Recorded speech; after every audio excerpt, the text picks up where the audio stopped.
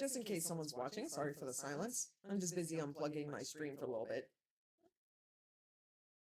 You can hear me, right? I hope so. I'm streaming from my little pet sitting gig here.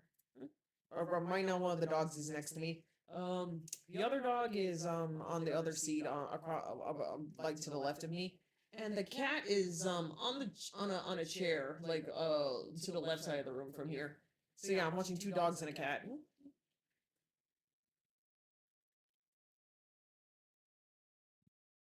I thought I was gonna suffer because there's no I ran out of allergy pills, but apparently they have no, it's not prescription, no, it's over the counter allergy pills here. So I took one, and they have plenty, so I don't need to worry about hogging all the pills for myself. It's only just for 3 days. But the point is, I'm not gonna suffer nearly as much as I thought I would.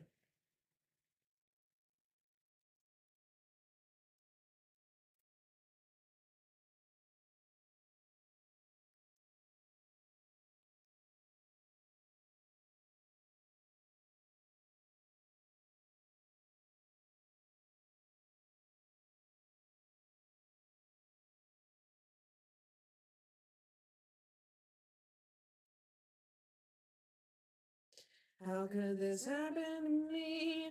I made my mistakes, got nowhere to run. Actually, I don't know why I keep forgetting to put a video up. Let's see, what can I put on?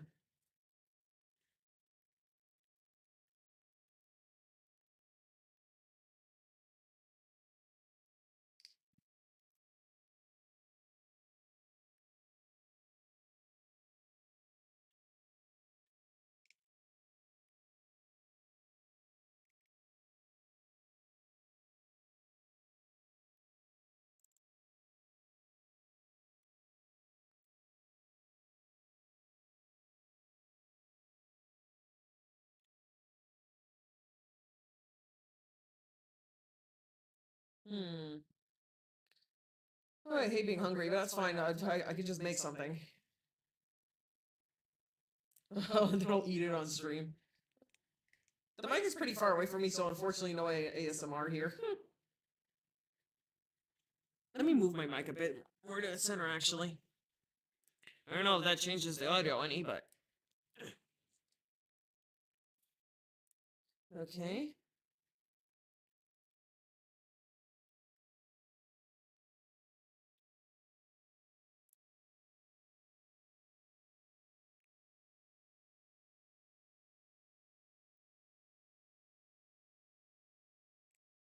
Man, there's a whole drama going on at TED Talk about somebody's book. Yeesh. I don't know if I want to watch that, though.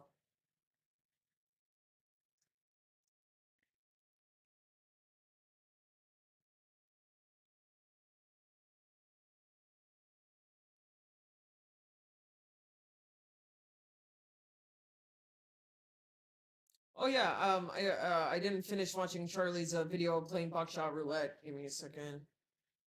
I guess I could put on Hoovie Dundee, but I don't know. I feel like you can't go wrong with Charlie.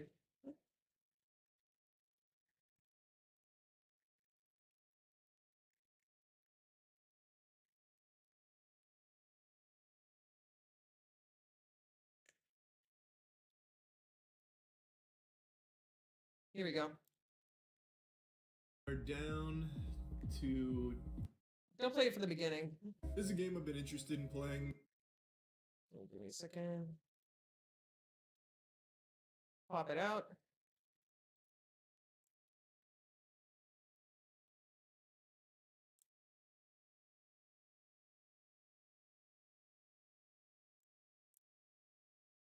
Rookie mistake, that was amateurish.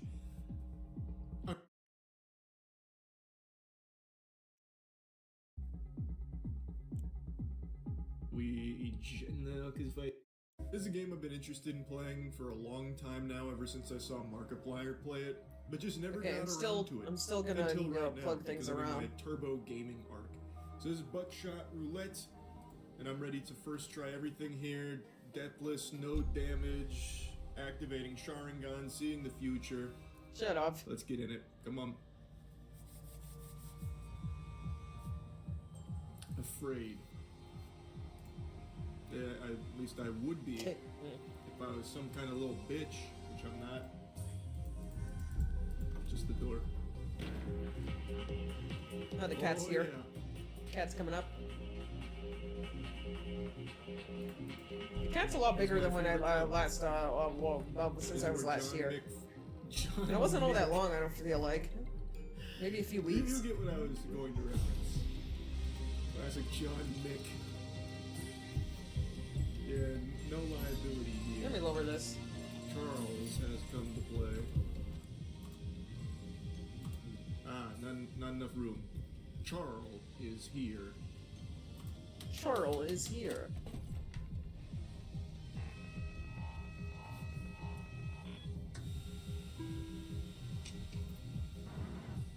One live round, 2 blanks. I'm immune to bullets anyway. Shells anyway. Oh boy, I just woke up. First thing in the morning. Cut me some slack. Even if I do get the live round, it's not gonna do shit to me. Check it. Easy. It's impossible to lose when gambling. I've always said that. Check it. Easy read.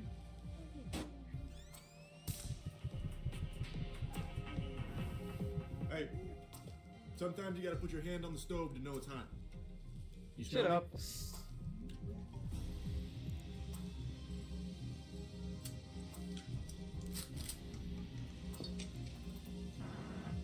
Three live, 2 blanks. Okay, the video's really loud.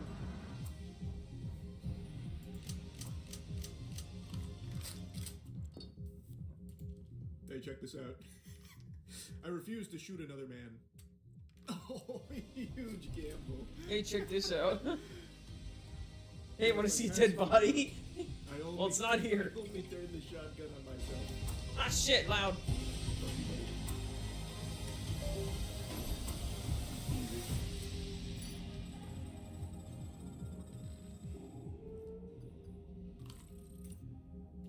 I think my goose is cooked.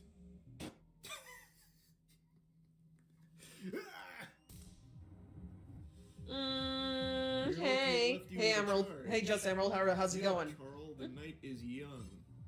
Sorry if I took too long to answer. I was too busy looking at YouTube and promoting my The stuff. night is young, you're right. I could probably shoot myself 10 more times. Moving my mic a bit more.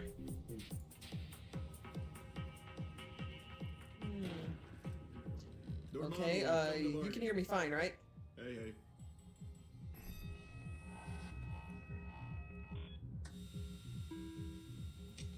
Okay, no more goofing around. Well, all good. Yeah, I should hope so. Time to take it seriously. New altar is ready. Oh yeah, the scientist. Alright, let me... This one's always a guaranteed miss. How's the graphics?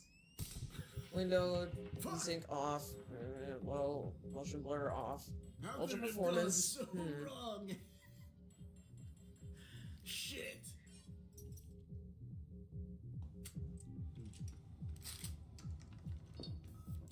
Alright, well we know it's all blanks now.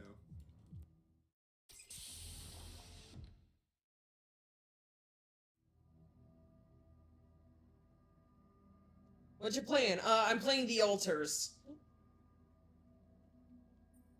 Hey there. Hey, how are you feeling? Well, I'll be damned. Shit, now I think it's too quiet. I can't change it. Shit! You okay? Sorry if I'm lagging in any way. Okay, especially considering what I'm seeing. Very clearly. Good. Do you, remember your name? Of course. But...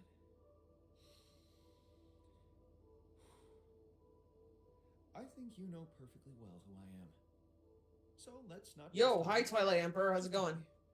How much did you find? What? Are the subtitles still... Why did this go back to defaults?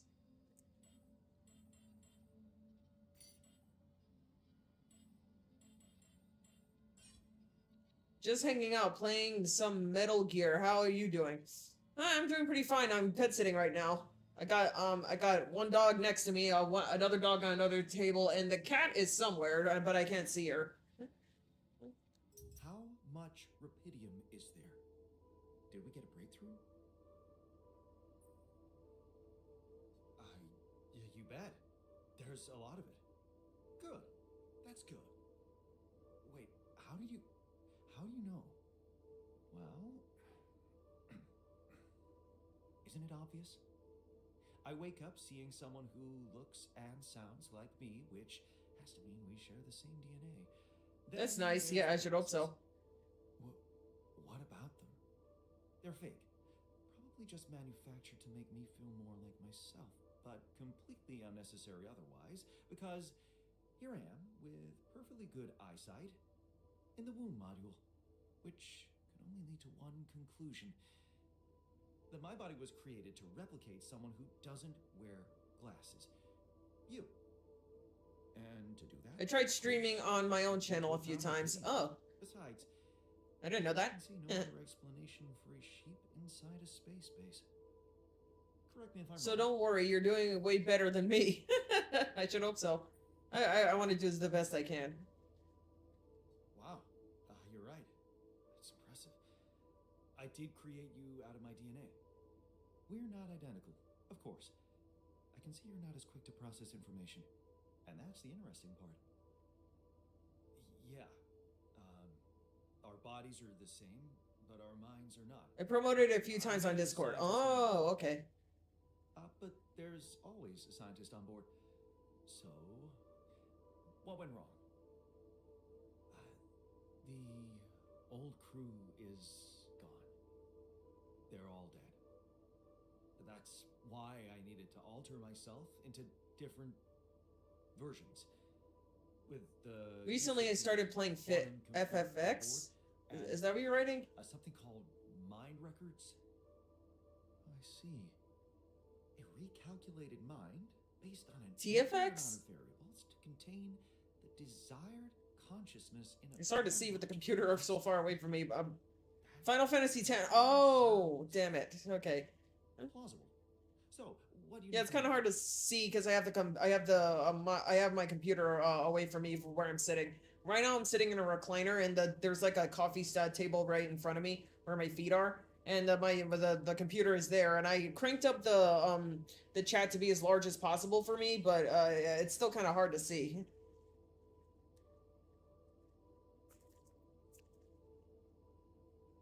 Give me a second. I gotta clean my glasses.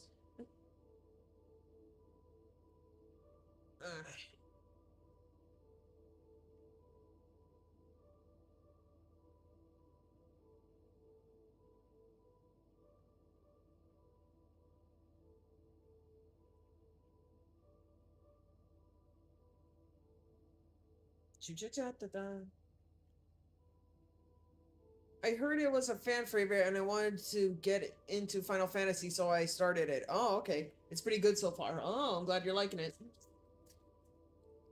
The closest thing to Final Fantasy I've played is Bravely Default, and I thought the games were okay, but then I got turned off because other people were saying it sucked. Damn. You have to get our research lab running at once. We need to make some improvements fast if we want to succeed. Then I guess the sooner I start, the better. You're right. Why don't you start with going through the mission logs? I need to get the full picture first. My thoughts exactly. Good. This might work.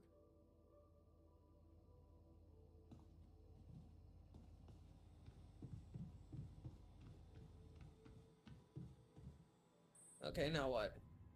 Develop a new plan. Yeah. I don't know what to do now. I mean, I guess make more altars, but like, because I have a dorm room, I can make 2 more. Oh, they're both in the kitchen.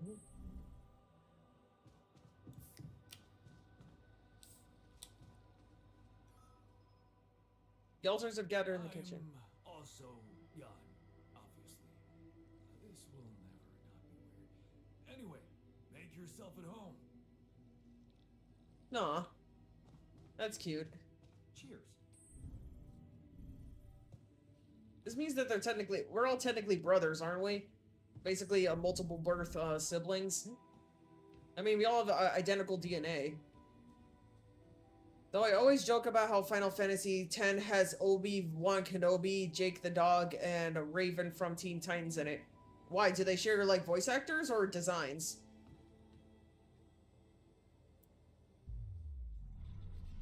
Alright, what other altars can I make?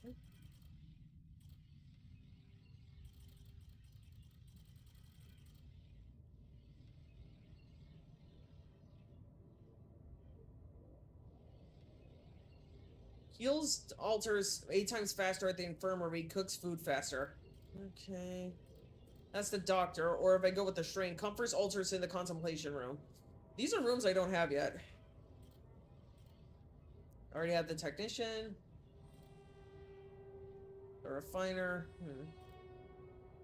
Final Fantasy X has John DiMaggio, James Arnold Taylor, and Tara Strong in the cast, if you didn't know. Yeah, I didn't know that.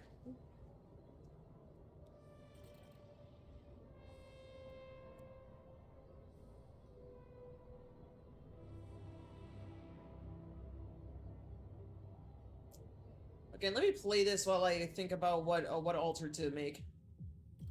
This is part of my Galaxy Brains strategy.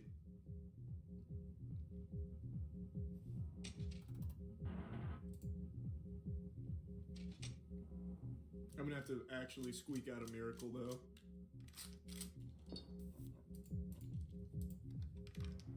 Blast him? Yep, that's game. Oh, God. Hey, man, try and shoot yourself if you don't mind. Just for fun. Wouldn't that be fun? No? You didn't like that idea? Good to see you again, bud. I think you and I are gonna get to know each other really well. I'm thinking, maybe I should play Buckshot Roulette on stream one of these days.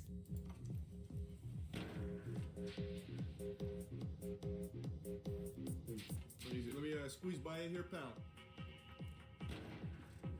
Hey, back at the table, huh? Gotta know when to hold them and when to fold them, am I right? Yeah, it's time to be serious. You can't be goofing off like this. I'll never beat the game.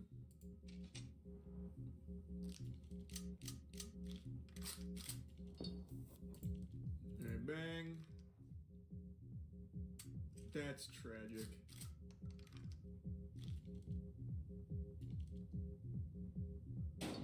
Perfect.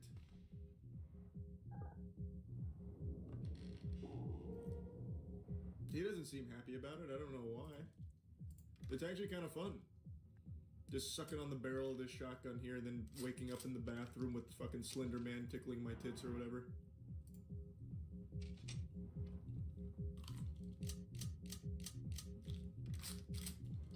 Just need one of these to go through. Let's rip it. There we go. Now we're cruising. Checkmate. Let's go, Charles!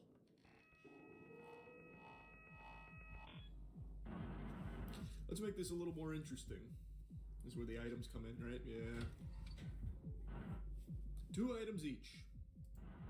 I'm sorry, give me a items second, I'm before still every thinking. load. Ain't that the truth? Again, if you guys want to suggest a video, I can, like, put it on. One live, one blank. I like my odds on a 50-50. Beer racks the shotgun, ejects current shell. Cigarette pack takes the edge off, regain 1 charge.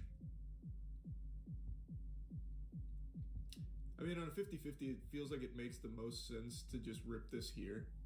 That way I know for sure. It'll be good practice anyway, let's just rip it. I would have preferred to just do the 50-50, but now I know, because this is guaranteed.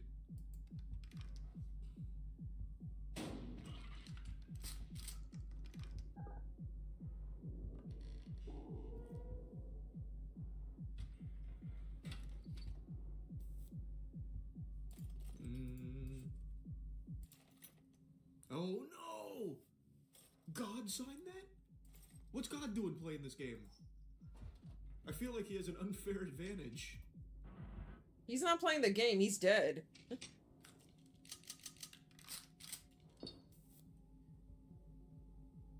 Hold on, I'm hearing some weird noises outside my room right now. Maybe this guy fucking broke in IRL because he's so upset at me.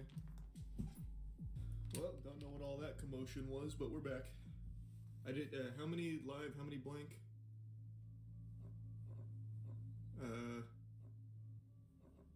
I didn't see. We're just gonna handcuff him. Let's just rip it. So we're just gonna double pump. 2-piece. Nice.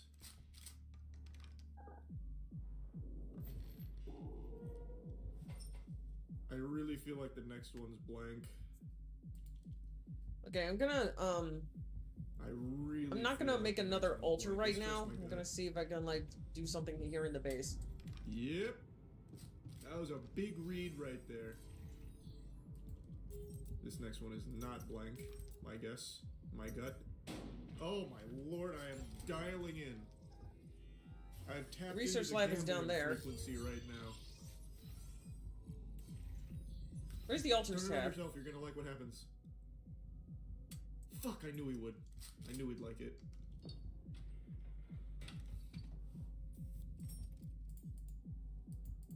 Frustration, rebellion, motivation, joy, burden, anxiety. Pretty good gear.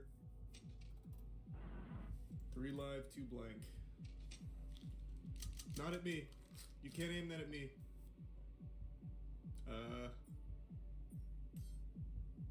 Do I just rip more? I feel like there's no reason to like stockpile items. I think it's safest just to rip this and just double shoot. There's no way I hit both blanks on him, you know what I mean? You fucking smell me. Didn't even hit a blank. Want me to take a look there? A flawless round there. Classic Charl. Okay. Let's see if I can, like, how do I assign altars? Because I know I Long last, can. We arrive at the final showdown. It looks like he's feeling okay. No He's more angry. defibrillators, no more blood transfusions. Now me and you, we are dancing on the edge of life and death. What is that contraption? That doohickey?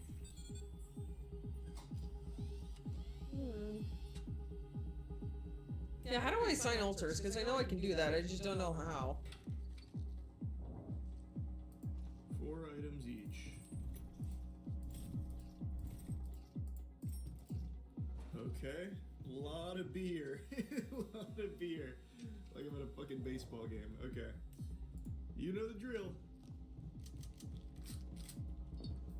I really feel like it's silly to rip a beer right now. So 1 live, 2 blank.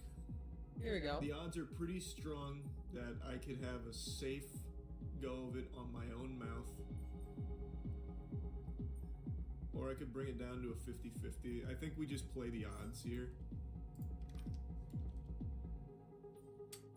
Perfect. You love to see that. Now I've got the 50-50. I could take the beer, hopefully eject the blank, and then shoot He's it. the technician, Or so...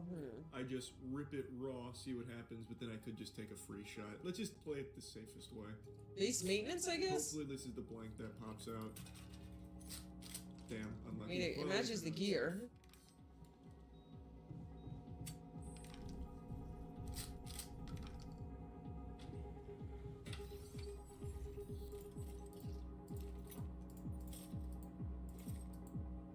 What do these do?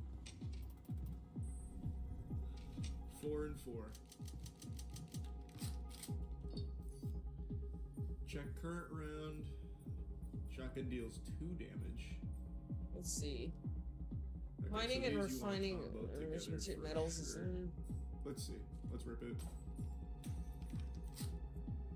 I actually can't. Was that blank? I'm pretty sure that was blank. I would have been able to see if it was a live round. Okay. Fuck. That's really unlucky. That would have been a good combo to go that plus that for the easy 2 damage. I think safest thing to do. Yeah, I already got the scientist. No, because if I eject a live round, we're in a tough pickle. Let's just rip a normal one. I think this is probably live. Okay. Huge. I guess I can go feeling. outside. What a feeling. He's gonna yeah, I knew that was coming. What do you see in there, Sherlock Holmes? Oh. That's bad. Oh, that's really, oh god. Oh no. And he's smoking. He's aura farming me. No. Oh god. Yep. Yeah, develop a new plan. I don't know what you mean by that. What am I supposed to do exactly? Magnifying glass again.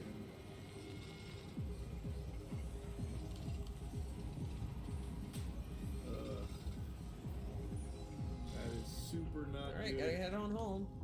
We are in a tough pickle now.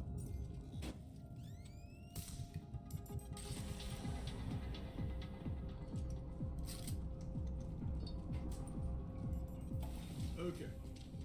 No doubt gotta smoke.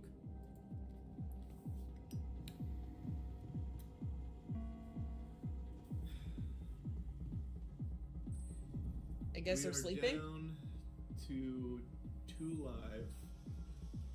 Alright, technician's working out. Scientist is reading something. Cool. Safest way to do this, I think, is to... Look, man, I'm just trying to see how you, if you're dump all okay. my beer into my gut. Let's do that.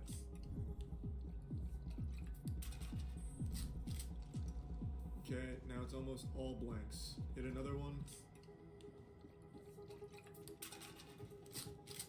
Blank. So now it's even. One more. Okay, so let's just hope that this last one here is the live round.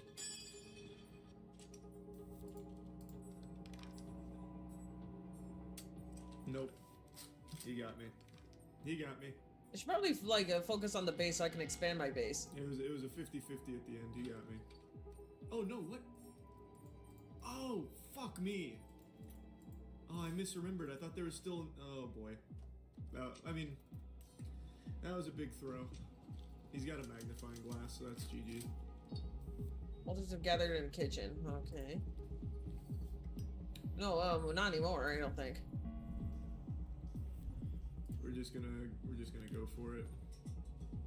I like how the altars have their own little, Just fucking full send it. working staff. Working staff only. Yeah. I like how they have their own little elevators, that way you don't get in the way of Nice, them. that's clutch. I'm going for it.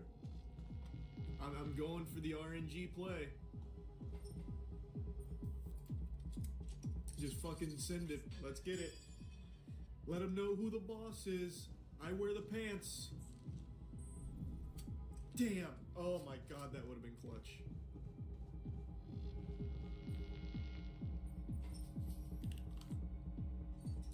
Man, how do I do? Yeah, he's got the full combo here. That's alright.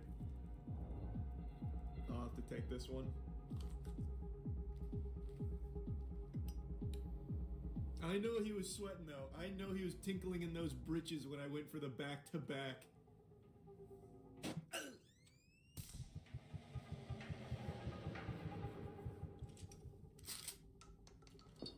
Magnifying glass is by far the strongest in the game. Oh, that's bad. That's real bad for me. Ugh, okay.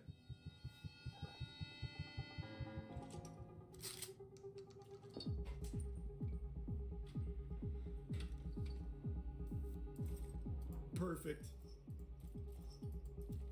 Alright, there's hope, there's hope.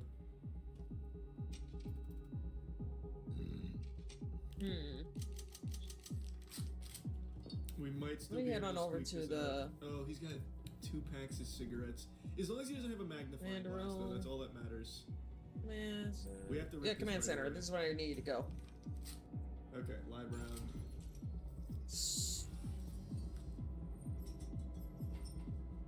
I'm just gonna try and... Do you even have chip enough away room as for the much as possible refinery? here.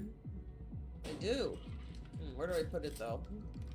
I feel like really good odds it's back-to-back live.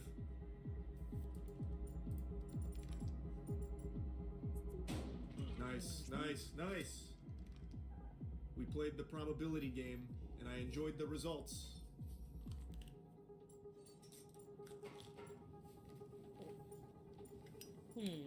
Looking good. I just got some text messages. Hold on, hold on. Is he texting me?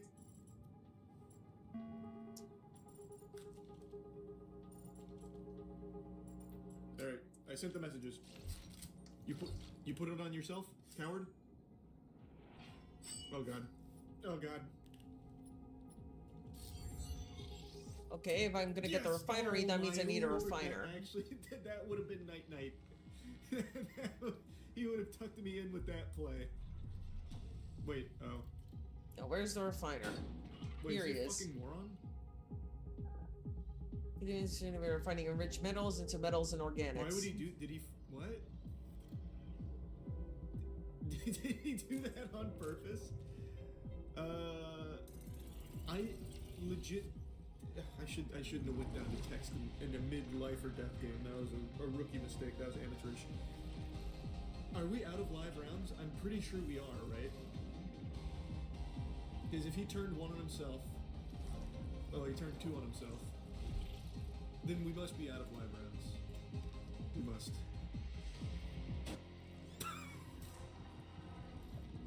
Funny how the alters are never called clones. I mean, they are basically just clones. That's what I get for getting distracted. That's on me. That's actually just fully on Jan me. Refiner. Alright, let's see your history. So when he was okay, so Jan, when he was 23 years old, he strove to carry on for her, just to keep carrying on in honor of his mom. All right, we're just gonna. In try and finish 23, him off here, I guess. instead his reaction was to believe that he was free. And no You don't owe cigarettes. anything to This is anyone. Actually, my last stand. 23 years old, breaking free. You failed her. Well, what could you have done? Stayed behind in that miserable place to become bitter and dead inside? Be like Dad? The sense of guilt holds you by the throat. What if you ran away from it all? Ditched college, made a new start. Forgot. You can't stay here while I'm in sadness. You don't owe anything to anyone. You're free now. What's stopping you? Sit here. It's gonna be very painful. It's only a warehouse. When he was 24 years old. Okay, it's only a warehouse. Wait. Give me a second. I hate yawning.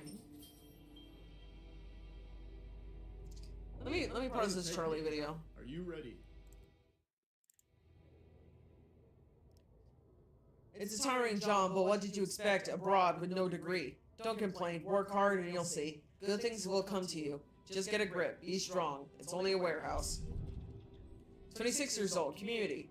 These are the moments you don't regret working for a big corporation. Look at all those people. Everyone with a different past and big dreams for their future. You'd never get a chance to meet them if you stayed home. Sure, you're all overworked, but you're in this together. You're a community. 27-year-old. Outrage. Oh, man. The shock is paralyzing. You knew this person and now she's dead. She's been complaining about working too hard for several weeks, but nobody listened. So young. And they say she had 2 kids back home. It's an outrage. Something needs to be done. So, she committed suicide? That's sad.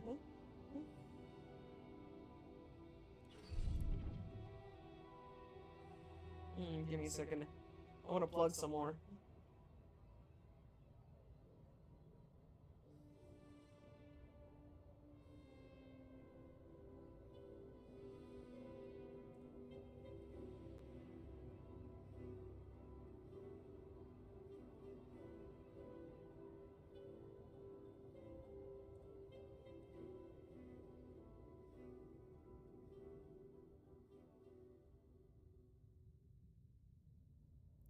Okay, getting distracted because I gotta play this again.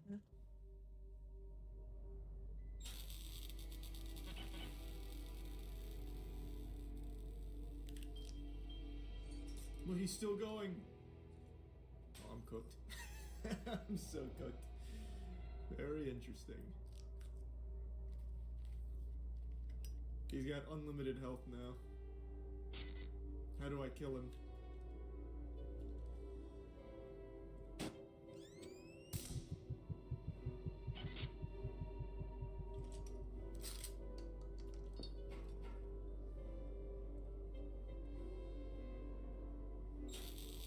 Uh-oh. Hmm. Now we play forever as immortals. God damn it.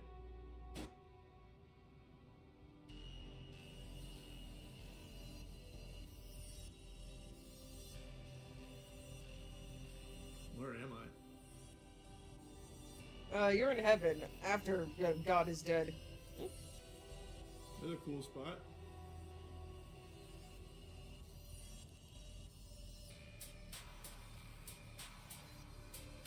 What am I on, like somebody's arm? Have I been shrunk down to like the size of lice? Oh, okay. That's really unfortunate. Alright, run it back. Well, at least I'm seeing every possible ending. That was the bad ending, now I'll get the good ending.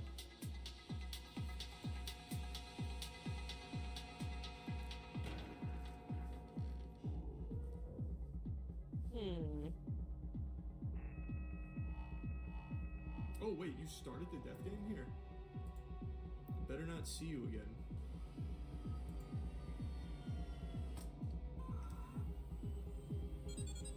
I thought you'd have to go from beginning to end again.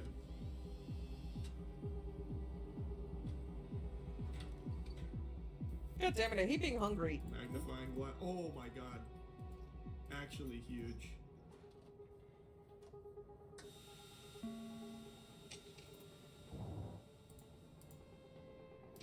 I do know the drill. God damn it, I'm getting lost in this server.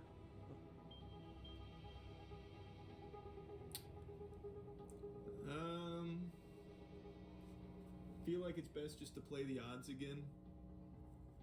It's definitely not worth wasting a magnifying glass. I'm gonna save that. I just have a feeling. Just a gut check. Okay, had to know. Had to know. I don't think he's gonna. Oh. That's alright. That definitely could have been worse. Luckily, he popped out the live round. There we go. No, no, no, not that I've one. got good gear here. Here we go, Double I think. magnifying glass, double knife, and handcuffs. We're in like a really good spot. Okay. Please be live. Live, huge. So now we'll handcuff. I'm blowing the whole load here. I'm gonna really try and get him.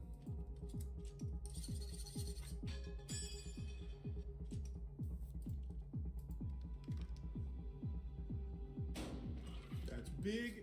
Very, very big.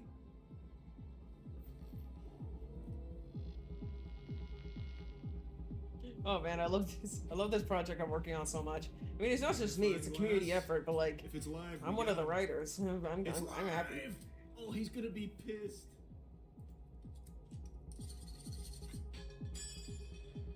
This man is gonna be so upset. What a speed run. Actually flawless. That's about as good as that could possibly go there. Let's see. Alright, now I just gotta get him one more time, right?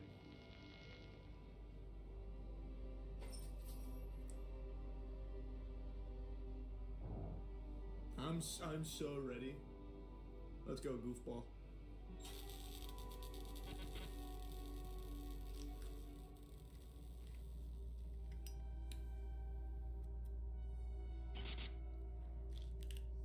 Oh, he's really smoking. Okay.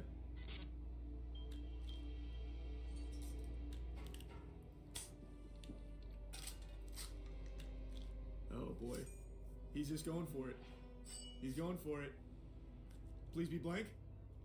Heart of cards. Let's go! What a fucking fool!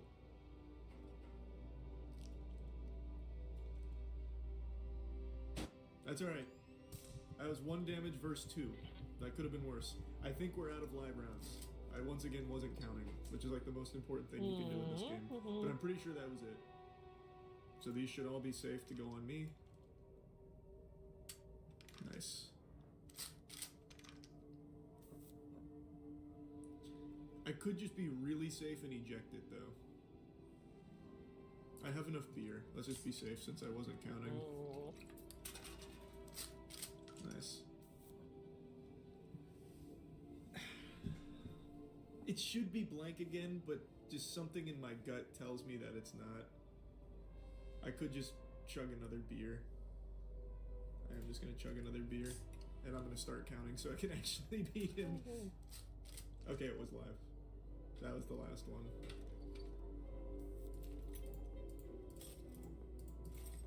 Oh, fuck. All knives. Alright, 3 and 2. Our odds are pretty good here. Let's just go for it. I say, why not? Heat check. I knew that was gonna happen. I knew that was coming. I should have smoked a cigarette. Too much dip on my chip. I really risked it. Okay, popped out alive. That's good for me. That's very good. Okay, enough of me getting distracted. I have a stream to do. Sword. I heard him fall over. Actually, no, I'm gonna keep getting distracted. I'm just making sure I'm plugging all the. I plugged in every possible place.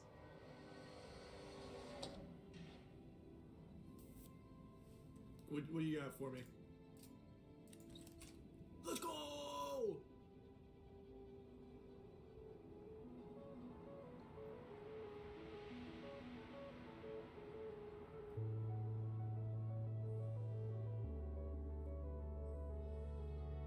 What a fun game. That was so cool. Congratulations, Charles. Nice, we made 57K. You love to see that. Excuse me, the clan is talking to me. He did that there. Instead of me blasting him, he did it to himself. His own sick game was his undoing. That's one way to look at it. That was big brain strategies from me. I calculated that. I saw into the future. Double or nothing unlocked. Oh, so you can just keep playing to farm money like that? What a genuinely interesting concept. Very well made too. Man, no lobbies. That's a shame. I wanted to try the multiplayer component. No such luck. That's alright.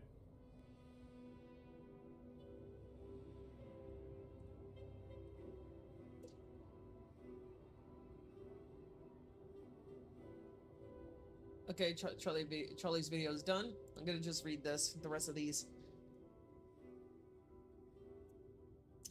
27 years old, stronger together. The anger rises, not just in you, but in everyone. The corporation cannot keep ignoring your protests now that so many people have joined the strike. You're strong together, and they're scared of you. For the first time, you feel empowered, strong within the union. These people are truly your family. 28 years old, a different perspective. Ben seems different from the others, not so angry. It gives you a different perspective. You start asking yourself questions you never asked yourself before. Who am I? What are my values? And Ben never judges you. He's just there when you need to talk. Always. 30 years old. Water cannons and nightsticks. Just when you thought the strikes were leading to something, this happens. The police said they're water cannons and nightsticks. You're not criminals. They're only escalating the violence. The union has to do something about it. We can't just be silenced like that. 30 years old. Time to move on? Ben has a point when he says he's sick of the violence, but would it be right to just run away? You truly believe what these people are fighting for. Can you just abandon them in misery? Wouldn't it be selfish? Cowardly? Ben says you could gain professional experience. Maybe he's right and it's time to move on? 30 years old. Oh, it's another branch. Okay, the bottom one is the worker, but the top one is the refiner, which is who I'm reading about now. 30 years old, learning fast. You inhale the salty air. It's peaceful here. The work is hard, but you're learning fast. And Ben is benefiting a lot too during his research. You count the days to shore leaves, when you'll do some traveling together. The warehouse and the union seem to belong to a different life. 31. Contagious enthusiasm. The new work regulations on the rig make you uneasy. Is everything as safe as they're telling you? Ben would probably say that you're paranoid. Better not tell him. All he wants to talk about now is Rapidium anyway. Humanity's salvation among the stars. You have to admit, his enthusiasm can be contagious. 33 years old, drunken dreams. He pours you another one. It's great to be on leave finally, but it's never enough for Ben. A space mining mission. Of course, the way he talks about it is so appealing. They need geologists and refinery operators. You could both sign up. And he pours you another one. Oh, what the hell. You only live once, right? You might as well enroll for that crazy shit. 33 years old. You were supposed to be there. Oh. You stare at the news in disbelief. Your head pounds. You feel sick. That party was yesterday. You were supposed to go back today. You were supposed to be there. Were it not for... Wait. Where is Ben? Of course, you remember now. He went back. He's there! Is he... Was he in that accident too? 34 years old, what now? They're talking, but you can't hear them. All you can hear about is that heavy lump in your chest. Guilt. What if you had gone back with Ben? Could you have prevented the accident? What if you had told someone about your concerns? What if... How can you move on? You can't force yourself to believe he really is gone. What are you supposed to do now? 34 years old. A lifeline. You read a message for the 10th time. Congratulations, Mr. Dulski. You qualified for Project Dolly. How ironic that Ben was the one who dreamt of going. You were just drunk when you filled in that application form. Is it a bad joke or maybe a lifeline? 35 years old, Project Dolly. You enter the spacecraft full of hope, because maybe this really is the biggest opportunity humanity has ever had, and you'll be a part of it. How exciting is that? Alright. Should I just call it a night? I'm not talking about the stream, I'm talking about this. About the game. Yeah, the refinery is right there, okay.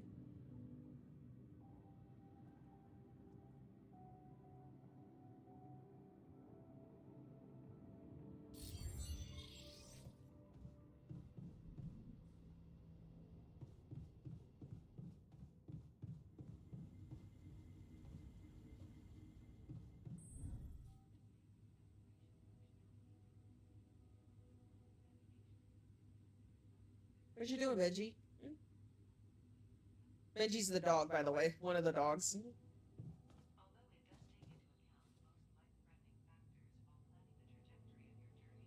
Stretching. You stretching?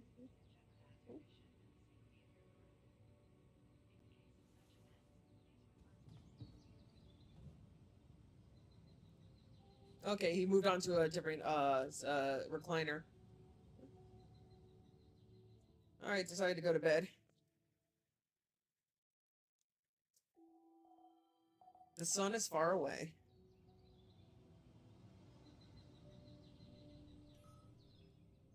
New altar is ready. Yep, time to meet the refiner. But first, let me see if I got a new video here.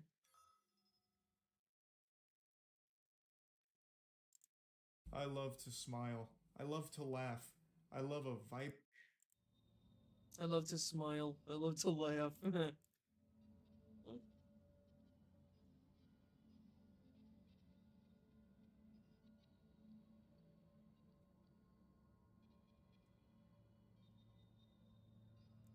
Alright. Time to say hi to the new altar. Oh, wrong. We're up. There we go.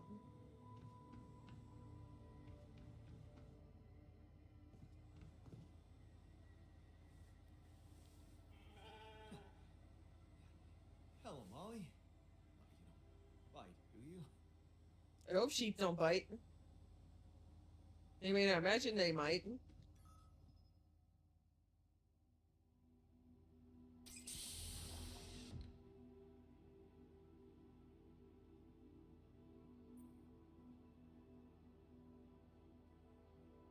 Hey there. Hey there, buddy. How do you feel?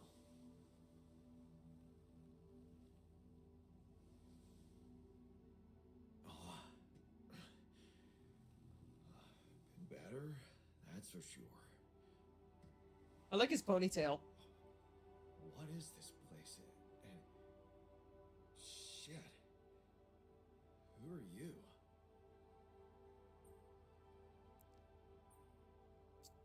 Don't worry, it's not. I'm not an illusion. Just dreaming, isn't it? Hmm. Disturbing, isn't it? Yeah. Your voice. What's going on? We'll get to that. Just let me ask you some control questions first, okay? He's yawning. Sure. Fire away. Do you remember your name? Yeah. Jan. Dolsky. And what's your role on this mission? A refinery operator? Oh, you look like me, but also not like me. Are we brothers or something? I mean, I feel like in a way we are. We have the same DNA, but we led separate lives. So, in a way, you could say so. In a way? Whatever you're trying to tell me, stop beating around the bush, okay? Yeah. All right, then. You're my alter. I created you with the use of Rapidium. Rapidium? Yeah. We did it. It's here. Wow. You hear that, Ben? No time to celebrate. Who's Ben? What Ben? Huh? Oh, never mind. Hey, wait. What was that you said about creating me? Look, you've obviously still not recovered from the shock. Why don't you rest a little and read the mission logs? They'll put it in perspective. We can talk more when the meds wear off.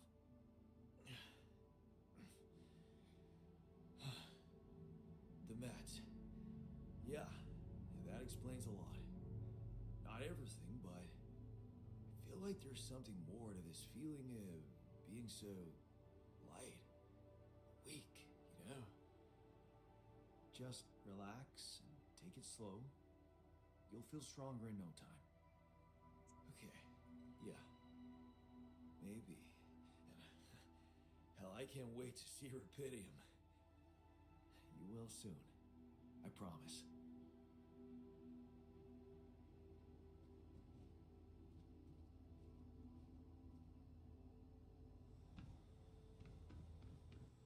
Okay,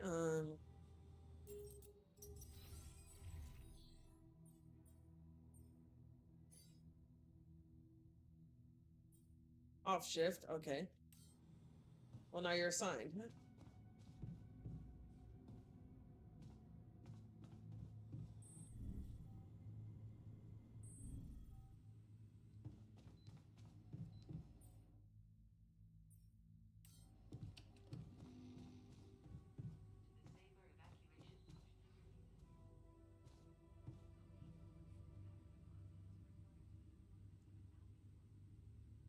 Thinking about what to do next. What's Ultra to make? What should I do? Favorite sunset with a nice cool breeze. And more than any of those things, I love to speed run. And speedrunning is where all of that I listed goes to die. Even though I have a fiery passion for speedrunning, there is nothing on the planet that can make me angrier. Getting deep into a run that I've practiced for weeks only to have it all go tits up at the very end through some random RNG nonsense and it just everything gets cattywampus and I lose the run, that puts more stress on my body than smoking 20 packs of cigarettes at once, I imagine. But point is, I am a speedrun enthusiast. I have speedran various games over the course of like 10 years, maybe a little bit longer. I currently hold 0 world records, but I have had a couple world records to my name throughout this decade. Not to toot my own horn and not to reminisce too hard on the glory days, but point is, I just love speedrunning. And a lot of content I watch on YouTube is speedrun related. And today I want to talk about one of the most infamous cheaters in the entirety of this genre, Cody Miller. No, not the Olympic athlete, the Olympic asshole. I'm gonna get the greenhouse, that way I can make more quality meals.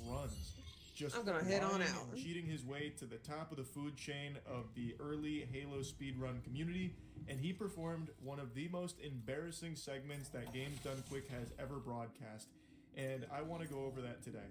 For those that want like a full breakdown on Cody Miller, there's a great video going over his entire history from Rocket Sloth. It is a fascinating story. The lore is riveting and deeper than House of the Dragon, but what I want to focus on today is the moment where he put on the clown makeup for the whole world to see. And the effects of this moment are still felt to this day. And it's been... Man, imagine standing here for hours on end. It is his Halo CE legendary speedrun for Games Done Quick. I think most of you know what Games Done Quick is, but in case you don't, GDQ is an annual event that raises money through charity. It's a speedrunning event where the best runners for games will go and put on a speedrun performance that raises money for charity.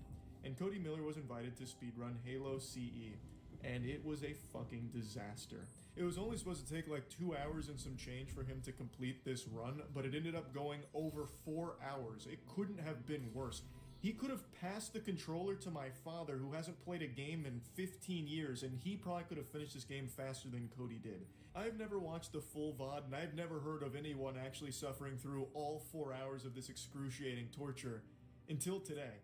I just watched a video from a channel called Frog Archist, perhaps? I'm not sure if I'm getting the name correct, but they actually subjected themselves to the entire 4-hour VOD in order to review all of the best bits. And by best, it's not like a montage of highlights, it's lowlights. And it is amazing. Okay, there we go. I was thoroughly entertained by Frog's video, so I highly recommend you check out the full video on his channel. I'll put a link to it in the description. I think they did an incredible job with it. Whether it's I would really prefer if you be quiet, or this girl asking a runner to pause a game so she can talk about her grandma that died from cancer.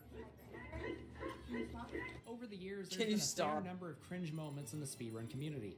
This lady doesn't know what a speedrun is. Running signature cringe moment, Cody Miller's 2011 Halo CE GDQ run. Even if you haven't heard of GDQ, I'm very confident you've seen some of the viral clips, because for a long time, this was like the cringe factory. This was like the cringe utopia.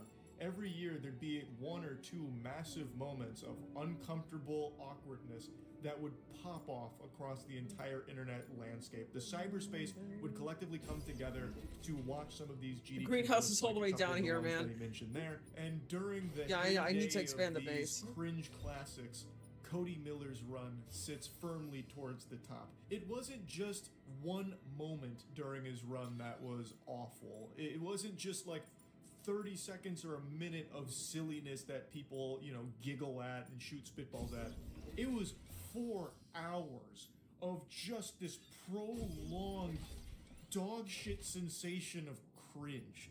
And its effects are still felt to this day. Like I mentioned, there is the Cody Miller rule that is now implemented as a result of this, because it was so bad and went so long, so far over time, that now GDQ has said that they can end a run for any reason at any time due to scheduling. So because his went so long and they didn't end it, they regret it, and now they I guess this is fine for now, but it's not ideal. If need I don't like how the greenhouse is at the bottom. I'd probably put it more at the top or Halo something. 2 on Legendary in 3 hours deathless, which later turned out to be faked, along with some, if not all, of his other records. I know Guinness Book of World Records has lost most of its prestige because people are aware that you can kind of just buy them now and then choose the most niche shit ever that no one is ever going to compete with you on. Like right now, I could probably get the world record for longest time spent sitting in a chair while doing the Gojo domain expansion and also holding my nuts. Like, and all I have to do is call them, phone them up, pay them, have someone come out and watch me do this for like 15 minutes, and I guarantee no one else has done that before. Metals and organics. Refine enriched metals into metals and organics. If the organic tank is full, any surplus resources will be lost. For the speedrunning community. But it turns out Cody faked that and pretty much all of his world records, and yet he still had the chutzpah to go to GDQ to run live. Let's hop in. Yeah, like I haven't seen any of the Halo tricks or anything, that's why. Don't get your hopes up, bro. You're not going to see them here either. That just sets the stage so How do beautifully. I, People were really excited to see the Halo CE speedrunning tricks and glitches, only to get nothing. Cody didn't deliver Where do we get shit. minerals? I could probably count the amount of tricks that he successfully pulled off in this 4-hour run on one hand, rather one finger. Like, he just could not do any of the tricks. Mining and minerals even or just Didium and openly organics stated is that some of 15% them are just faster. too hard, so it's not going Right, to bother. What ends up happening is he just Maybe plays tomorrow I can do a bit of more and he goes scouting down to see what's down to heroic because he was struggling so much. Then he started struggling on heroic as well, so then he went down to normal to John. finish his run. It's a fucking masterpiece of a catastrophe. Is Paul Miller ready? That's not. He's serious time right now. Can't get anything out of him. As we all know, the Where's most the entertaining organic, speedruns are the ones where the runner doesn't talk at all or explain what they're doing. Boring is the best way to describe his Pillar of Autumn run. Oh, his no, Pillar of Autumn, I have actually did watch 20 it. apparently. Now, I think it's worth mentioning, I have tried to speedrun Halo CE. There's only 3 of us so far, I find the runs to be so, super hopefully that's fun to good enough. watch, so I've tried both of them, but I'm too dog shit at the games to actually succeed at them. So I'm familiar with like modern routes. for Alright, Halo let's CE and create the Halo 2, botanist. And I wanted to see what this looked like back then. So I watched this Pillar of Autumn run. This guy, it's like he witnessed a murder. Rather, it's more like he is the murderer. Like, he is stone cold psychopath. for Okay, Pillar so of this is the Autumn. point in It doesn't even Jan's seem like life he's where, having fun most of the time. Like, occasionally there's like a little smile that'll come up, but he's focusing so hard. And he is still so This is the point in bad Jan's at life playing where that he and his he's barely wife, on. For example, his wife one of wanted to his move classic away to a straps was separate stick country, one but leg, throw plastic the Jan that would we make play break. as, he didn't want to. He decided to disagree with his wife and not about moving. He wanted to stay If you are home. gonna try to clear the room, it should not take Now, you the much long. botanist, Also, why did Bro not grab the Magnum? Have you never branching played limit CE reached. before? What? I managed to get a hold of the high-speed Halo world records at the time of Cody's run, and the world record for Pillar of Autumn was 5:19. I timed Cody's here as 8:29. Not very good. That was the thing that stood out the most to me as well. Cody hates the pistol more than Garfield hates Mondays. This dude just refused. Fuck. Okay, to well, at pick least I have the up greenhouse which ready is for when by far I the am able to best create 'em. option for this game.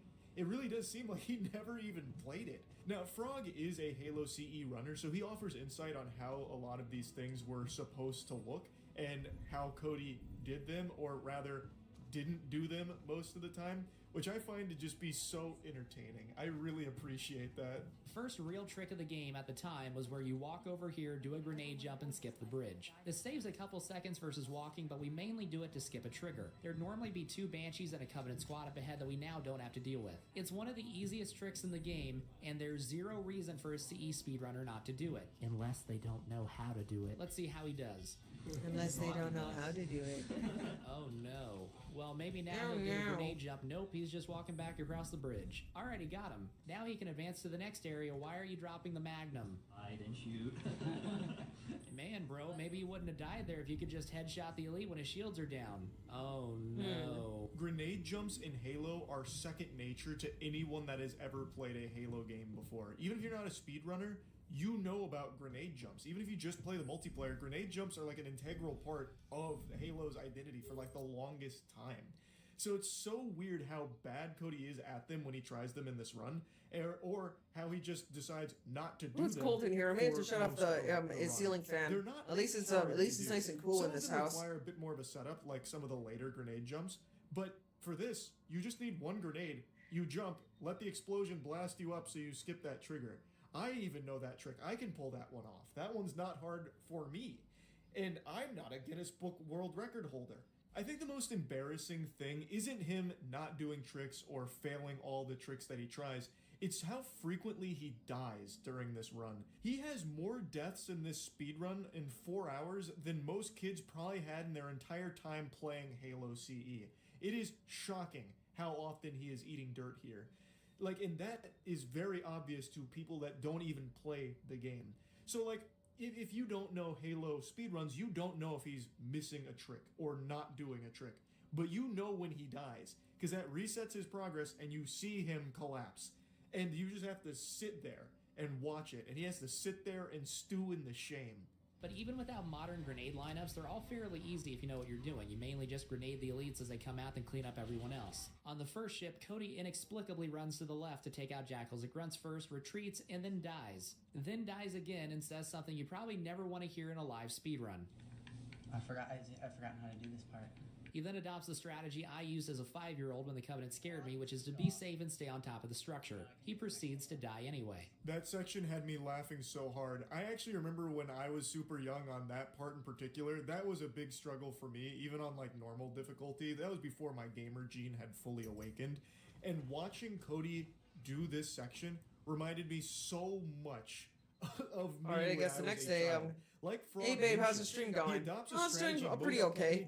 Not a lot of viewers this time, but I can't complain. I'm streaming. The best Halo speedrunner in the world with tons of world records to I'm also hungry, but I'm probably gonna like, well, I'm not gonna cook something. But you know, there is something for me to eat in this house. Cheats his way to the top. It'll be something And quick the though. community started to pick up on that when they were watching this train wreck live. All right. Where's the airlock? Okay. Man, this isn't going well. Cody was also in the Guinness Book of World Records for making the understatement of the century. After a couple more deaths, Cody decided to do something not typically seen in a legendary speedrun, which is to change the difficulty to heroic. I was giggling hard when he said the understatement. Yeah, of I'm the gonna century, like because scout it around really this area is. and This see what I can couldn't find. Be worse. He just changed the difficulty to heroic. He just dropped the difficulty because he is struggling so much.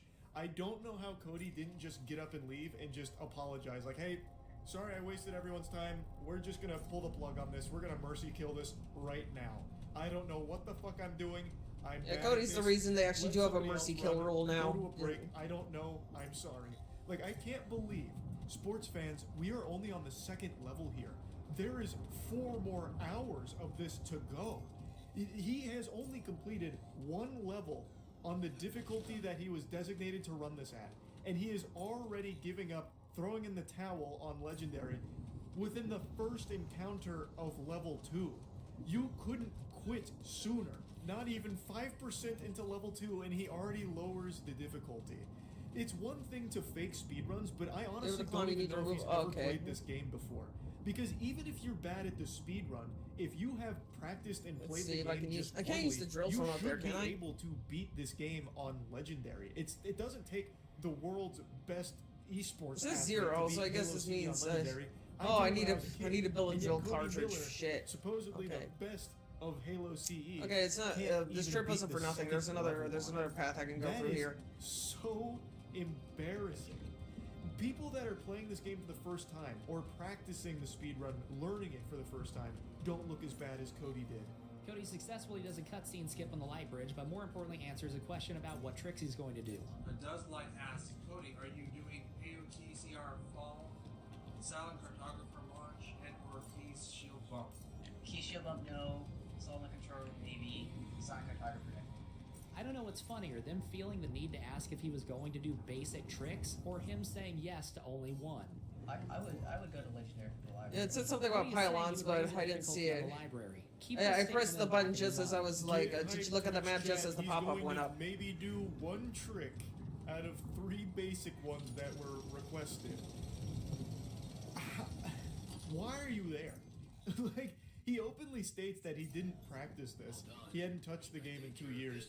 Though I'm gonna call baloney on that. I think that's a load of goddamn horseradish. I don't think he's ever really touched the game other than some editing software when he was splicing his runs together.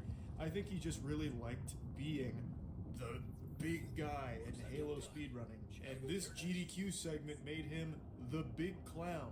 The spittoon that everyone was taking turns hawking a loogie into because hooey, it was rough. Just because I haven't practiced this game in like 2 years, this is pretty tough. Then why did you agree to do it? In runs now, we'll pretty much just run past this entire opening. In every old run I'd seen before, they'd stay back here and take guys out, so I figured Cody would do the same, but he attempted to rush Oh, and here's completely okay. I failed. gotta use the He claw then here. walks off a cliff by accident. Expert commentary here, don't walk off the cliff. But it's okay, because now he's worked his way back and ready to push through. He did it again. That wasn't a replay. He actually did it again. He dies his 3rd attempt too, but at least it was in a conventional way. It's not like Cody was kidnapped and forced to run Halo CE. He had plenty of time to practice this game. I don't know why he's like almost proud of saying like, oh yes, well, I haven't actually played Halo CE in the last 2 years, so it's a a bit of a struggle at the moment. It's a little more difficult than I would have expected, but it's nothing for an elite gamer such as myself. I just had to drop the difficulty once, and now I'm doing totally fine, and then immediately proceeds to die 3 times in the opening segment of the next level. 2 of them to just running off of a cliff. Like, he's not even familiar with the fucking levels. Like, I really don't think he had ever played much Halo CE before this event. Oh, I see 10 it. levels in Halo CE. We are 40 minutes in, and we are only on the 3rd. You can see how miserable this was for viewers, for the, God bless their soul, the spectators subjected to the in-person disaster here, watching Cody run this, and just for anyone with eyes that happened to be, you know, glancing at the screen when this was on someone's monitor. This is so embarrassing to even just look at. And it just goes on for so long. Progress. Around the 50-minute mark, the chat starts asking if someone other than Cody can try to play. Bob the champ, only Cody Miller will be playing. Is there even anything worth here? Oh, it's a minerals deposit. Yeah, that is worth something. Now, someone should have just walked up and slapped the controller out of his hands and turned off the TV and just went to the next game. Like, chat, I think, was totally right to ask for anybody else to play this. On Legendary, there's 10 waves with random spawns. Some of these waves will have gold sword elites, while others will just be jackals and or grunts. When playing on heroic, like Cody, instead of gold elites, you get stealth elites. Cody gives himself a dose of cobium by arguing that stealth elites, which have no shields, are actually stronger than gold elites, the highest ranking elites in the game. And Legendary, those guys are gold, so it's actually, it can be so much more difficult on heroic. I do love that. I think that's great. Yeah, I know I dropped the difficulty, but it's only because I actually wanted more of a challenge for myself. You see, this one specific segment is actually significantly harder on heroic, because the elites, you see, they're not gold elites, they're a rank lower, which is actually 15 ranks higher than gold elites. You guys wouldn't understand. You're not in the Halo speedrunning community. Eventually he makes it through though, and now it's time for the first major embarrassing trick screw up of the run. However, I also found old runs that did this. This is from famous Halo runner Sub Whistle. This is 3 plasmas and 1 frag to get you all the way onto the dropship. Cody does a weird amalgamation of this where he throws 3 plasmas like he's gonna do the dropship jump, but then he doesn't throw the last frag. The results are less than desired.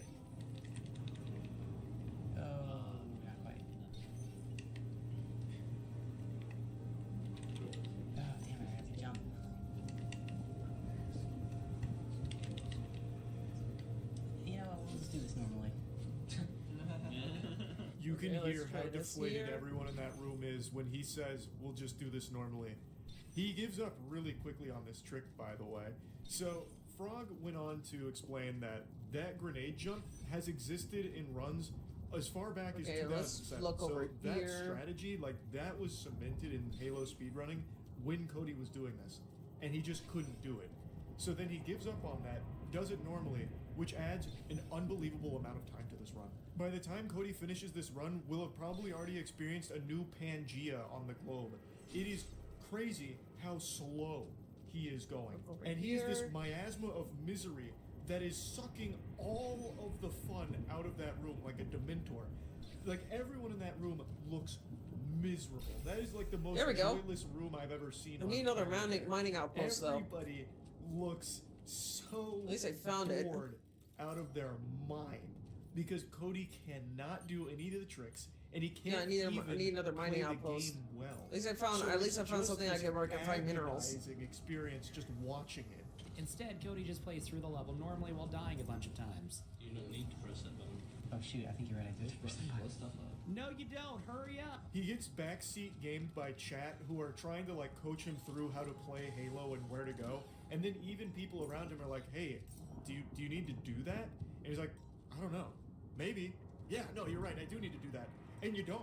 Like he is just not even familiar with the game that he is now playing.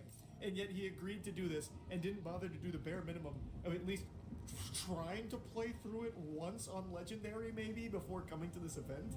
Cody actually knows what to do here. He's not good at any of it, but he knows what to do. Basically, you turn around at the start, grab this Warthog, drive into the facility, and fling yourself through this door before it locks. Normally, you'd have to go to a different part of the island to unlock it, but with that and then falling off in such a way that we don't die, we skip a huge chunk of this level. Let's see how Cody does. Get through it. But if you go around, if you... Damaged ship. A damaged ship found the cargo drop. Perhaps it can be repaired. It's pretty slick if you see the in high speed Halo. Oh, Yeah. Where Oh, is nice, it? he actually got it. Let's see the fall off. Oh wow. Yeah, that skips a lot of levels. So now another skip because the hard part. Eventually he gets it, then after messing up the simplest Oh, there it grenade jump is. imaginable a couple times, he gets an active camo and is able to run back to the top. Failing the grenade jumps in the previous level added an extra 37-ish minutes to this total runtime here, and in the following level, he actually does finally pull off a trick. And it's a trick I love. Silent Cartographer is a great level, as Frog also mentions, and I really think that that trick is just so silly and fun. I am able to do that pretty consistently, or at least I was when I was actively trying to learn this route. And Cody does get it within, the first 10 attempts, which, all things considered with this is not terrible. Maybe an attempt to trick. What? Lucky keychain. A keyring with a 4-leaf clover I got from my colleague Adam's parents when I was 12. I used to hide it at his place when my father had his worst days. His parents never asked any questions, and everyone around the house behaved as if my visits were a normal thing. Maybe that has something to do with the fact that Adam's father was a psychotherapist, and they moved away when I was 14. Self-made mug.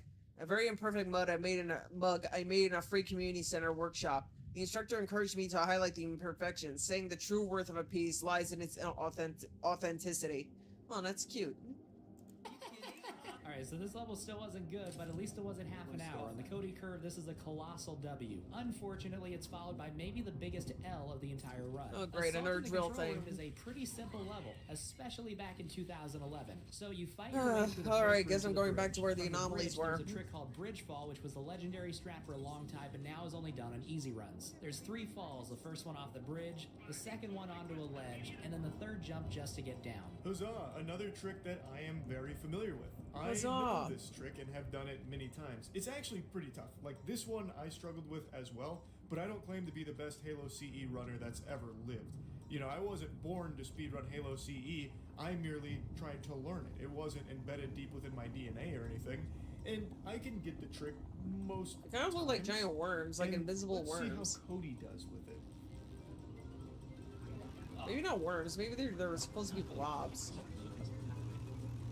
Oh my god, he got it. Now he just needs to fall off the right way. You have got to be kidding me. After several minutes of trying, Cody gave up, and instead of beating the longest level in the game in about 7 minutes, he now has to play through it in its entirety. And I have to sit through the entire thing. 23 attempts and he didn't get it, so he once again waved the white flag and just decided to play through the level normally. He should have just kept doing it until he finally hit it. He would eventually get lucky if he just kept banging his head against the wall. It is not a trick that is RNG dependent. It is a skill issue. You can hit that trick every time once you figure out how to do it properly. And yet, Cody he has no idea. Like, he understands the concept, but he's probably never actually done it before. So in the run, he didn't have any confidence in it. After 23 attempts, he just said, alright, fuck it, we'll do it live. Plays the level normally. Shallow But he's metals. bad at the game, so playing the level normally takes fucking 5 times as long. This is the longest level in I'm the afraid game. the made touching even that is gonna longer by attract someone as bad as Cody anomalies. playing it. That is the worst combination for a games done quick speedrun event.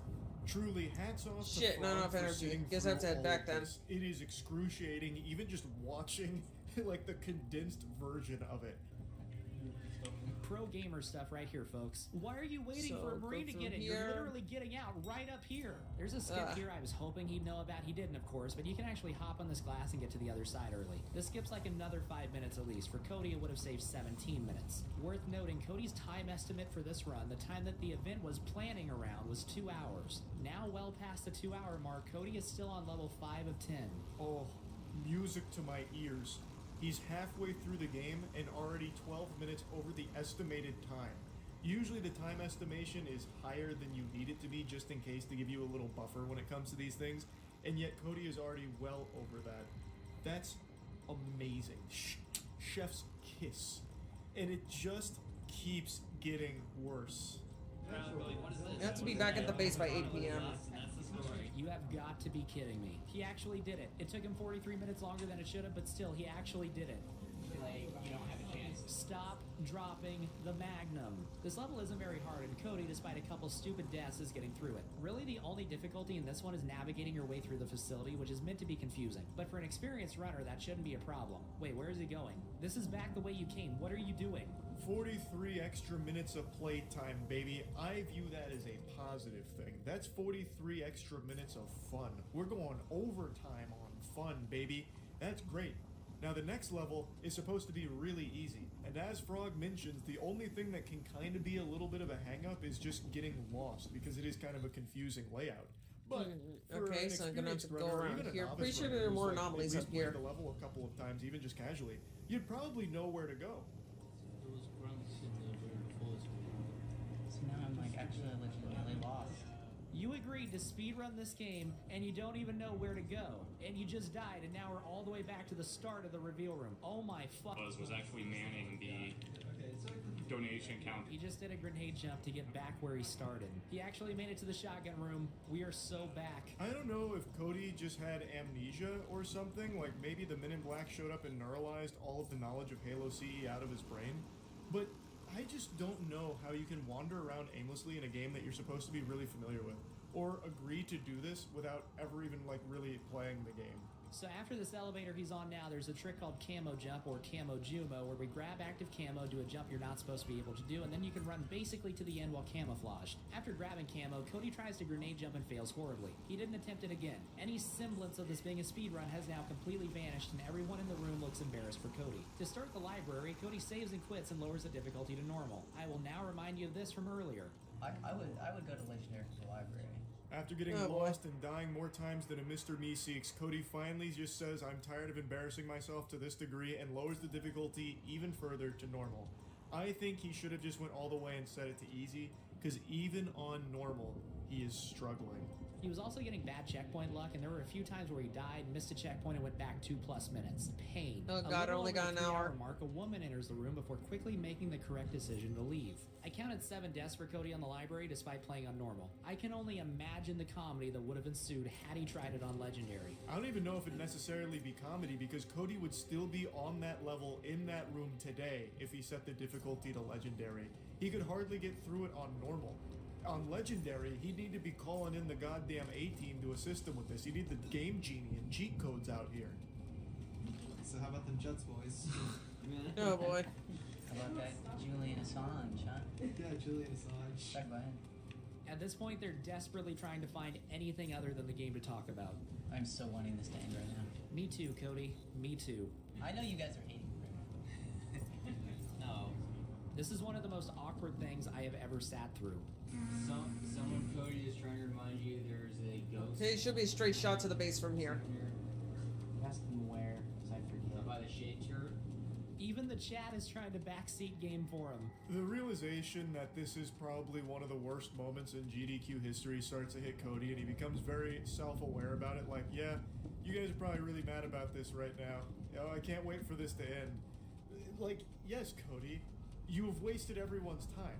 You lied about all your world records, you cheated on all of it, and yet you still decided to come out here taking this spot from somebody else and wasting an entire afternoon of not only all the people in the room, but all the people watching, or that were watching, wanting to see interesting things, to get excited and raise money for a good cause, but instead, they're just sitting here, head in their hands, having to wait for you to finish this run.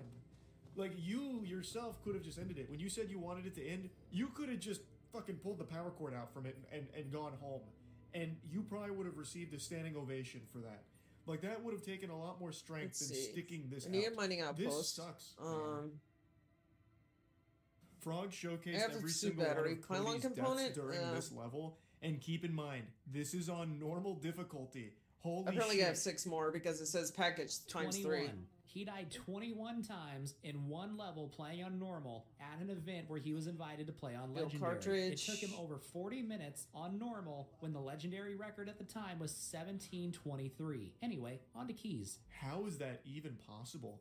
You have to be beyond turbo ass to take over 20 deaths in a single level on normal difficulty. Compared to the rest of the series, Halo CE's normal difficulty is pretty forgiving in my opinion. I don't know how he managed to die that many times. I'm almost like more impressed by that than I would be if he actually did this run properly. I'm really wondering how Cody was ever even able to gather enough footage to even splice together runs and fool people in the first place. I don't even know how he had enough footage of him being alive in Halo CE to splice runs to cheat to the top of the leaderboard, because it seems like he spends more time dead in Halo CE than alive. Keys should have been the shortest level of the run. This is another trick that I don't know how to do because it's an Oh yeah, outdated trick. they're Back in sleeping. Cody's I don't want to day, wake you're them up. supposed to do a shield bump out of I'm bounds gonna at the go. very I'm gonna start call of it the a night level, too. from which you can then do out of bounds platforming to get to the keys room. It turns a 20-minute level on legendary into a 3 to 4 minute level. But why can't you do the shield bump? It's just extremely difficult. Okay. What do you mean, why can't he do the shield bump? He can hardly shoot his gun at the enemies. In fact, most of the time he doesn't even do that because he swaps off of the Magnum. So obviously he's not even going to try to do a trick. Like, that's just so far out of the realm of possibility at this point in the run. I am surprised anyone even bothered asking him that I found question. something peculiar. After a third death at the very start, once again he's playing on normal, he finally makes... What exactly was peculiar about it? Everything. It was like a local distortion of reality. And it seemed to be emitting strong radiation. Yes. We could have expected to come across something like that sooner or later, according to reports from previous missions. Unidentified sources of radiation, unexplained electromagnetic field anomalies, distortions of matter, space, or even gravity. What are they? According to a bold theory fleshed out by Professor Frankov, they may be instances of the so-called interval. The what? Interval. In very simple terms, it's a non-coincidental superposition of potential universes. We don't know exactly why it occurs, but observations prove that under certain, not yet specified conditions, two or more parallel landscapes can coexist within a common quantum field, creating a so-called proximity plane.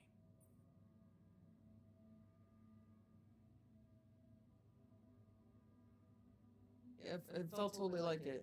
Yeah, it felt like something was materializing from out of nowhere right in front of my eyes. Let's keep our heads cool. It's just a theory. No one's ever proved it right. If, and I stress if, Professor Frankov's intuition is right, then the distortion you have encountered could have been a puncture point, the spot where the proximity plane intersects with our observed universe, subverting its physical balance and distorting the rules of Newtonian mechanics. We need to learn more about these peculiarities. Inform me at once if you come across another one. How are you settling in? So, how are you? Settling in all right? Settling in is overrated. I analyze reality from wherever I am, however uncomfortable the angle. There's always an observation to be made. I'd love to hear what you managed to observe. This place is not run optimally. Can you teach me how to run it better? Yeah, I know. I wasn't trained to command a mission. But now that you're here, with your experience, I'd love to pick your brain. Do you think you could mentor me? Good thinking. First of all, you need to set long-term goals and draw up a roadmap for each of them. Remember to include all unpredictable variables in the equation. That way you can have contingency plans at the ready for each instance.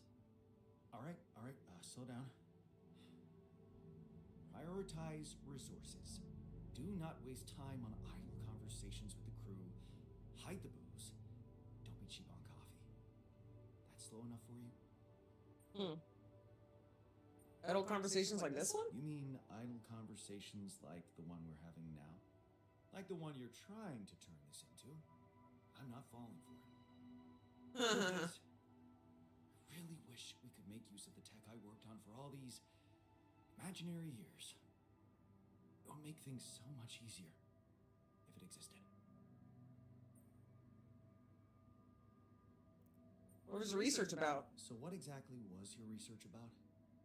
Nanotech in space exploration. We went from a humble startup to making headlines in a few months. Taking our solutions to the front line was my dream come true. The data we could bring back. You had such big plans for it. Well, it's all gone.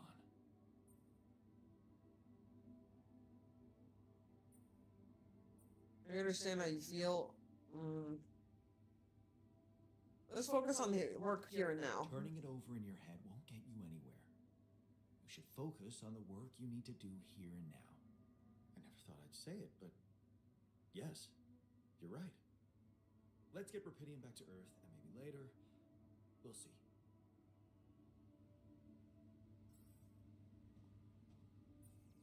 Static anomaly. Static anomalies are common on the surface of the planet. They are mobile and rather harmless if handled with proper care. However, if a careless explorer steps into one, they will suffer from radiation surge. Oh.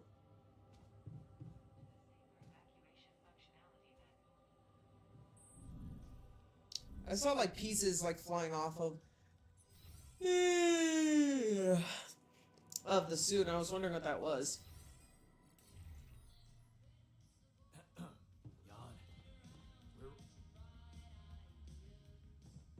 Running out of repair kits? Okay, I'll make some more.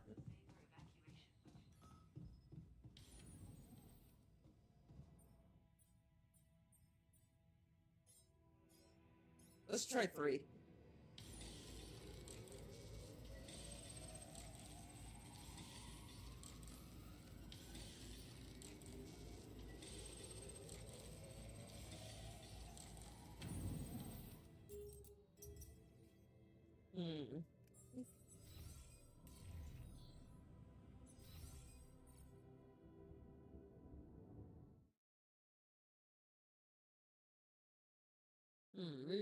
Maybe we should put it here so I can see my tasks better.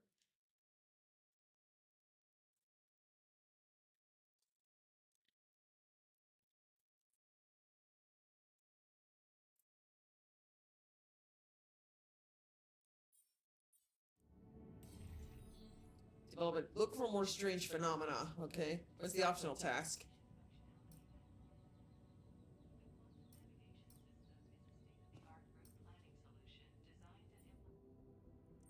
Show device to the technician. Okay. Right.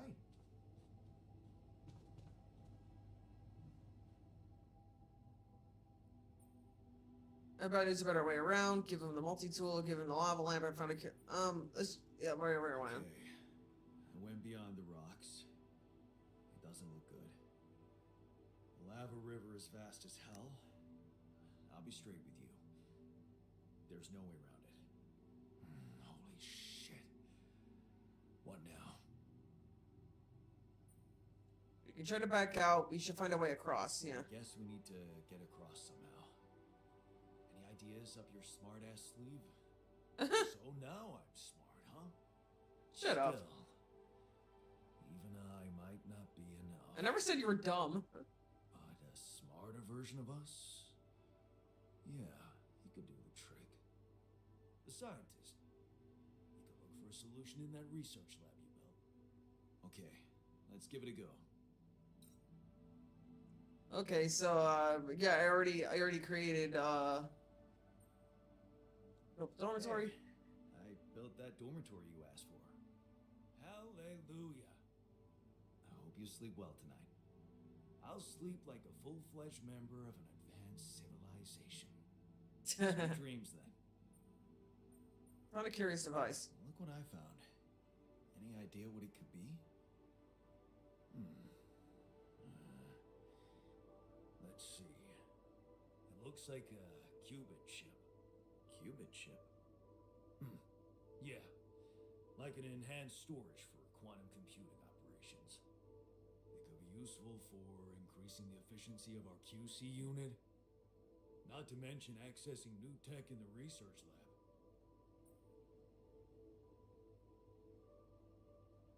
Looks broken. It looks broken. Perceptive. Shut up. A little love in the workshop should get it up and running. Gotcha. Thanks. Give him the lava lamp, give him the multi-tool. I'm just gonna leave him. Leave him alone.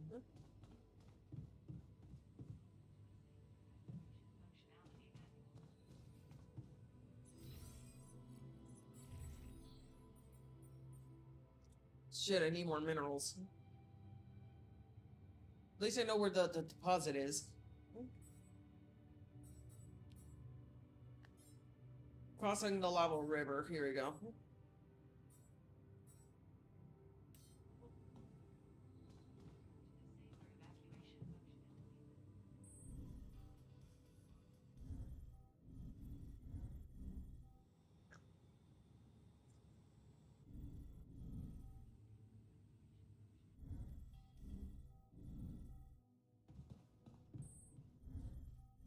Come on, where's the airlock?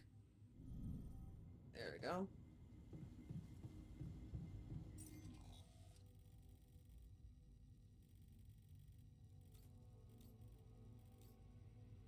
Is somebody already here? I guess he is.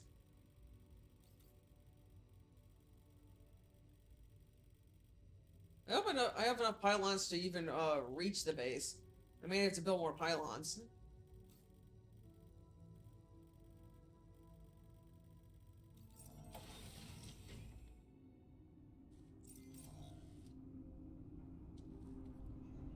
Yeah, the refiner is in the metals outpost.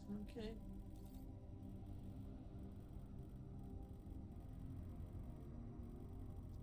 Oh yeah, I have the drill, so that means I can drill through this rock thing. Rock blockage.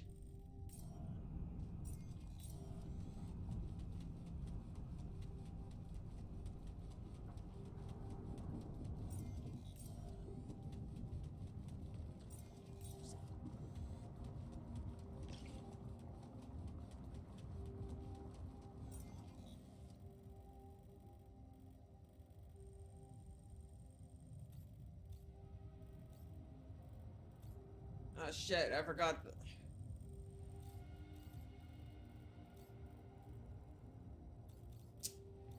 Damn it, I forgot to charge my fucking hook.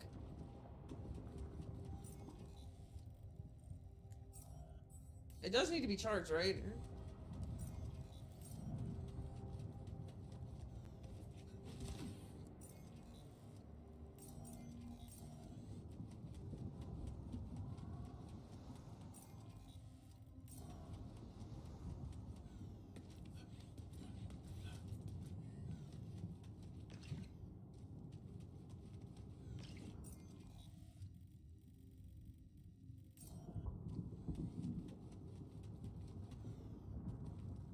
Okay.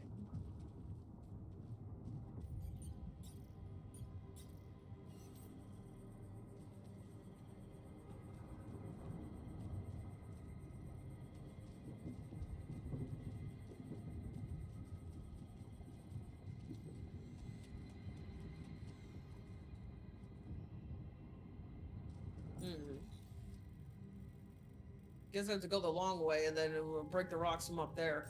Shit.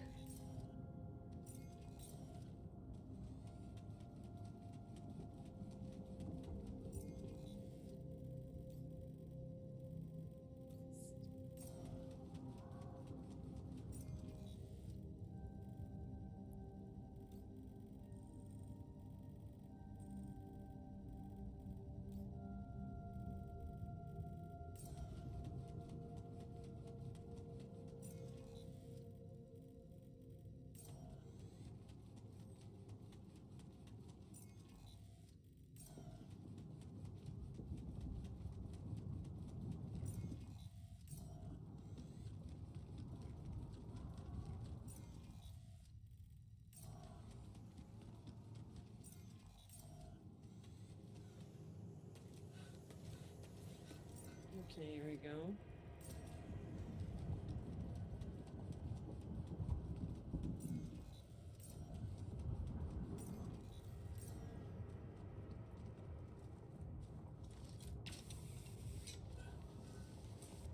Okay. Are the anomalies still here? The thing said they were more mobile, so maybe.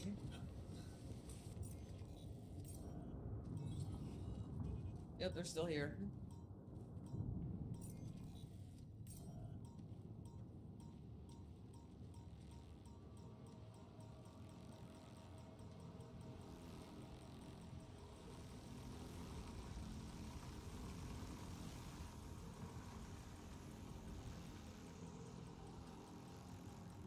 Oh, this is gonna get annoying. Okay.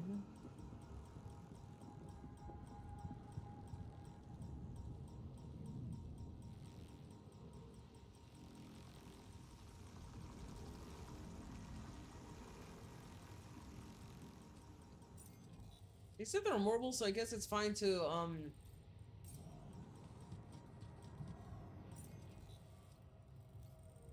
run through these specific ones.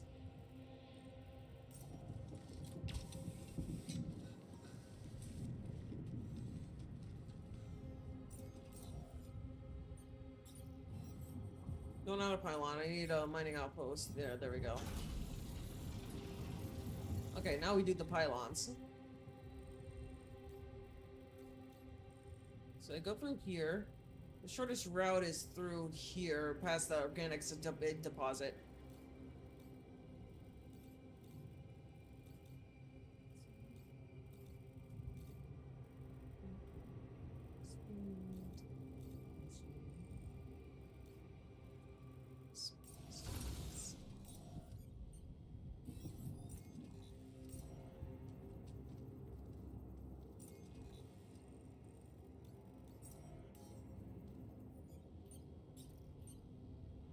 There's the pylons.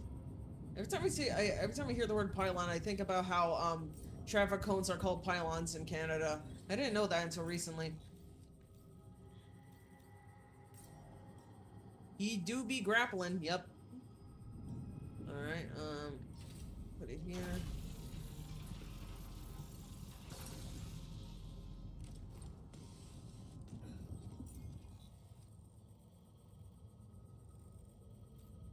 Shadow metals, medium climb, okay. Then we gotta go through here. Oh wait, there's some more minerals. Minerals here. Got it. Pylon, alright.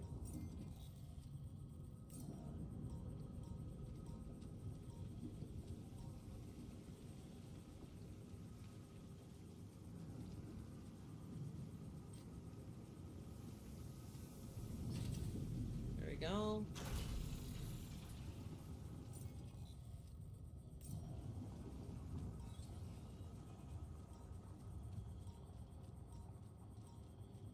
Oh, okay.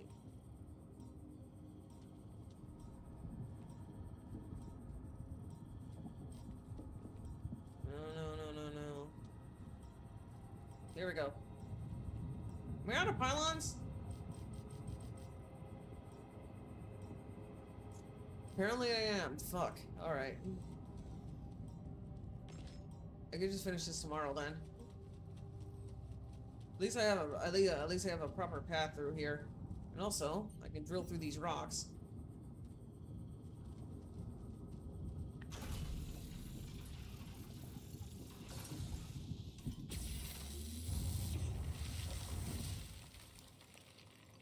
Canadians are weird? I don't know how to attest to that because I only know, I think, only like 2 Canadians, and I don't really talk to them all that much. Get a? I don't know. Let's see.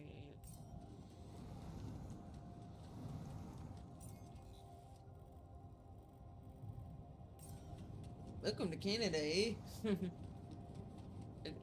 The stereotypical voice is just funny to me.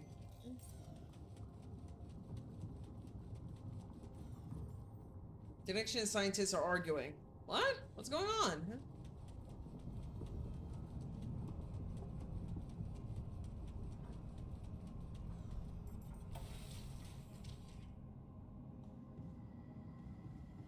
Okay, they're at the quantum computer.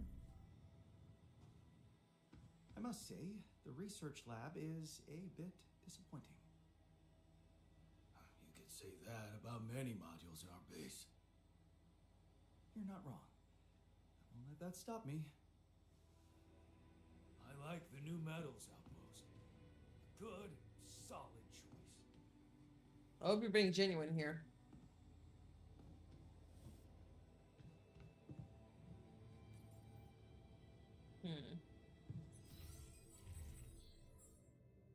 I'm scared that we won't manage to cross the lava river. Aw. It's nice to have a greenhouse. I don't sleep on the floor anymore. I'm satisfied. Okay. I'm scared that we won't manage to cross the lava river. Yep. Okay. They're all scared. Okay. It's an Ed, Ed and Eddie quote, which is funny because that show was made by a Canadian. Yeah, it's self-deprecation, you know? I never watched it. I mean, I did watch Ed, Ed, Ed, Eddie when I was younger, but didn't really... It wasn't really a staple of my childhood. It was just sort of a thing that existed around me. Hmm...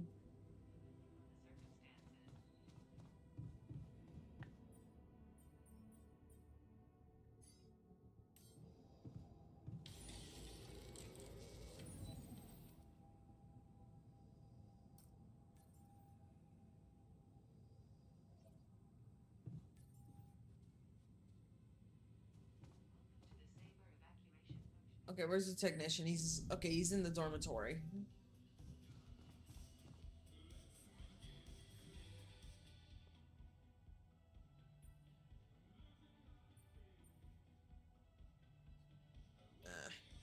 I thought there was something we could talk about it. We're running out of radiation filters.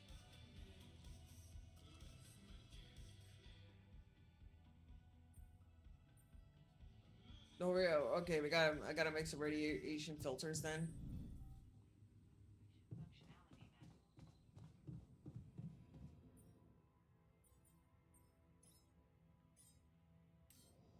I'm not done with the Cupid chip yet? Okay.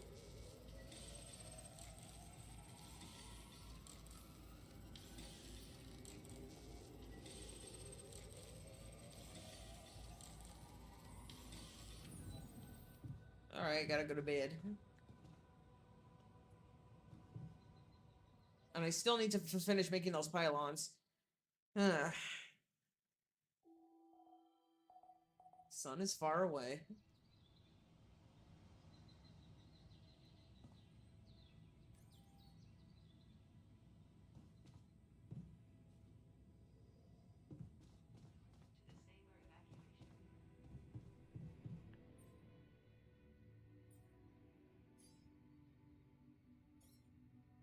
I'm gonna make 9. I think that's what the total here is.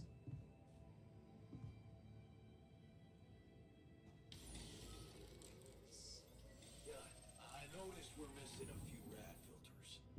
Alright. Oh, I'm already making them.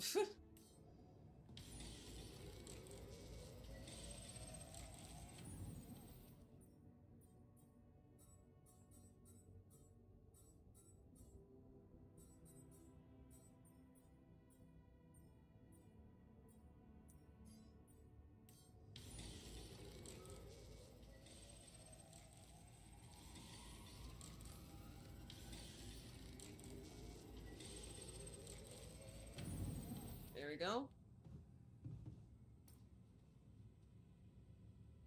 Install the qubit chip in the quantum computer. Okay.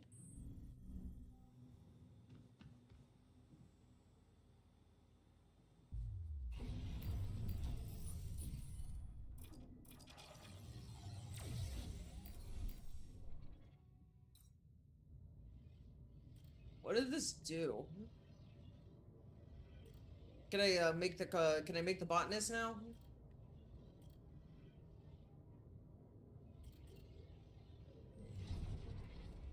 I can. Okay, like I said before, now, in the original timeline, Jan's wife, Lena, she wanted to move away, but he didn't want to, so they ended up staying.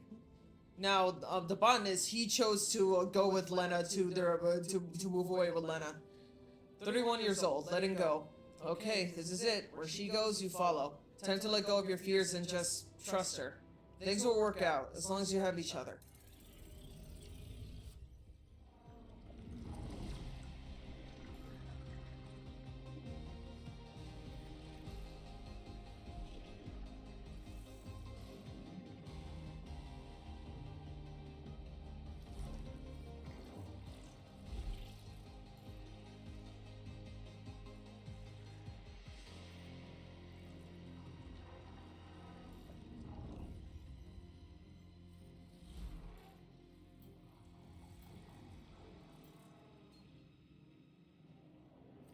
The botanist. All right.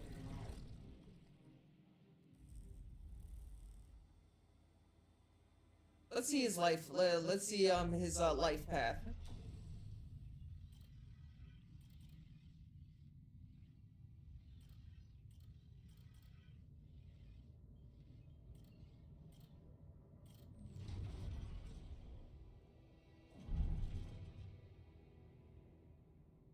"32 years old, never been better. Look at her, so happy about her promotion.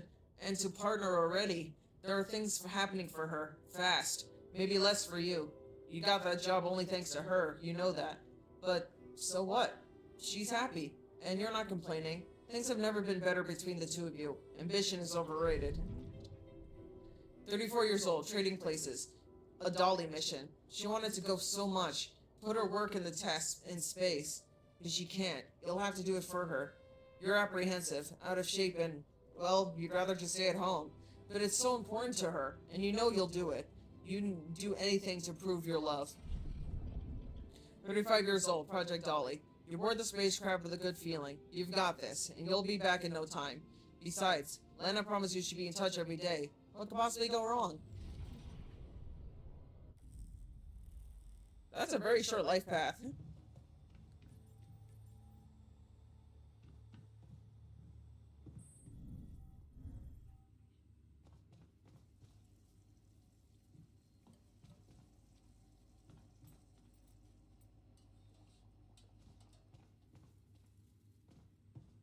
Hmm.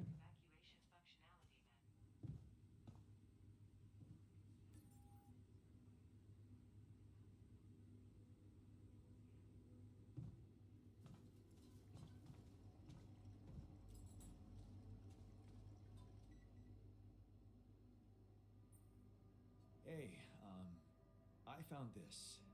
I brought it on this mission, but thought that maybe it could mean something to you too. My lucky old multi-tool. No wonder you took it with you. This little baby never ever let me down. Yep, thought it might come in handy. Of course, every man of the house should have one. It sure helped me feel like one when the time came. Thanks, man. Hey, I found this. I brought it on this mission, but thought that maybe it could mean something to you too. My lava lamp? You kept it? Sure. It's one of a few cool keepsakes from our childhood. Yeah. Mom and I like to sit by it in the evening, talking and joking. It reminds me of that period when life was challenging, but also really fucking great.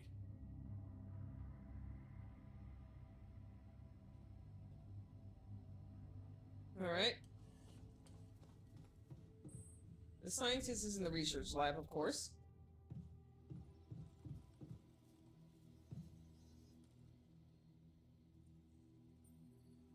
Hey, I found this. I brought it on this mission, but thought that maybe it could mean something to you too. Marie? Marie Skrzydkowska? Skrzydkowska? How did you find that old thing? Oh, yeah. Use it as an anti-stress ball, so it's always lying around. Anti-stress ball? This duck was the first audience for so many papers I wrote.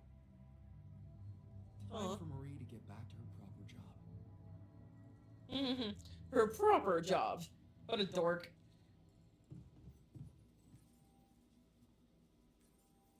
Radiation barrier is off. Oh shit. Okay. Yeah, I gotta take care of that.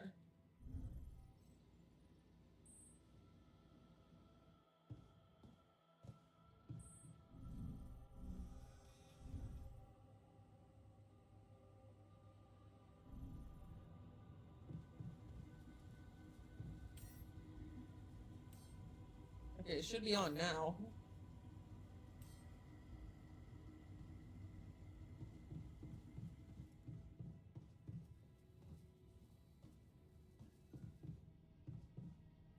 Oh, right.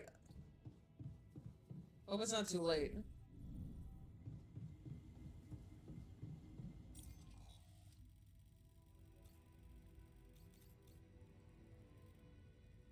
Shit, I can't fast travel to there. But it should be fine. I unlocked the shortcut. Okay, the pylon's over here.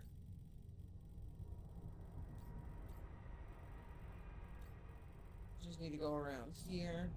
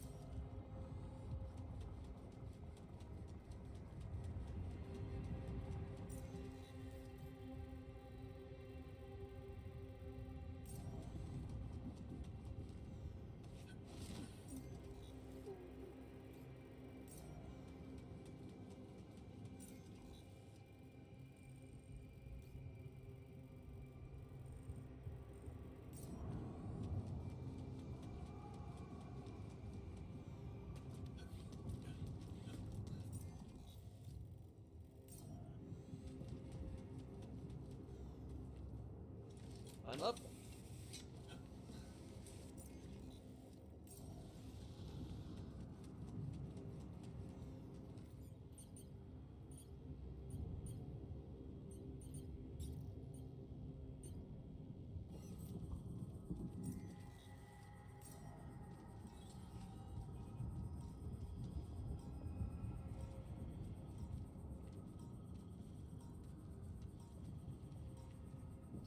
Here we go.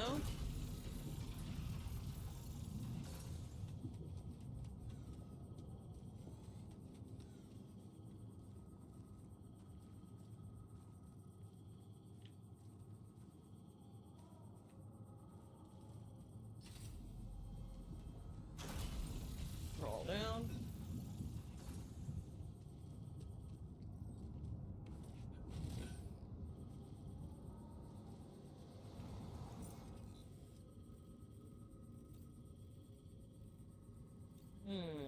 I guess I can... Yeah, I guess I can, like, go around here.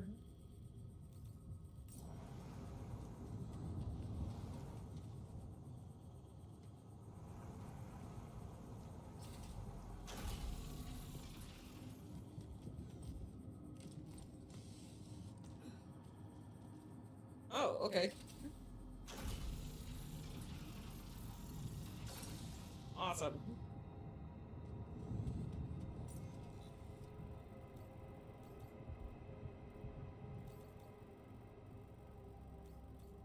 Okay, so they do connect, so the pylons do connect to other, pylons.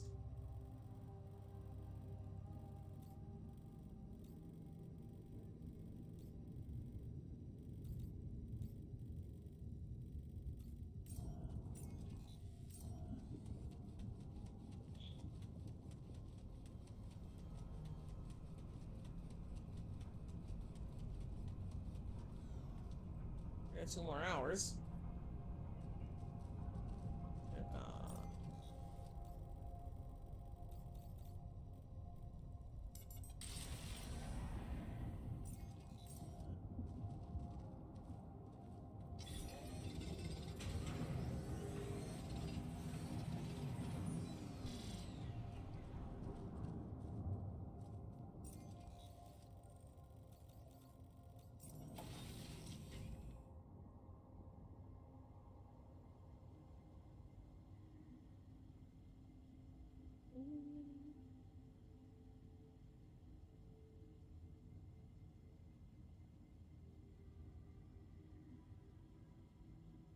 Sorry, getting distracted again.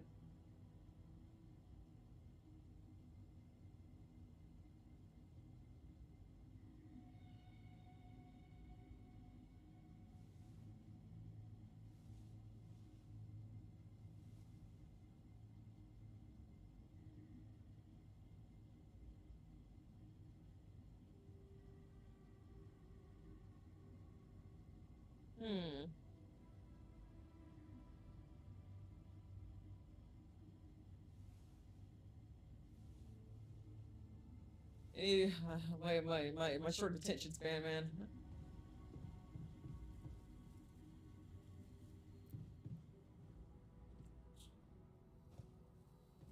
I need another mounting outpost for the organic material, for the organic material deposit.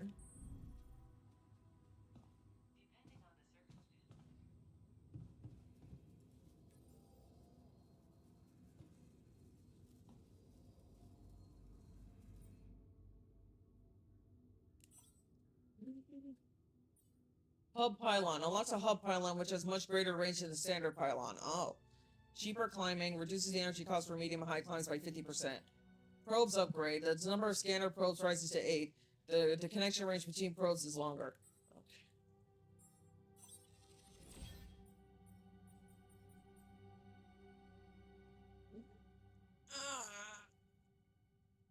Okay.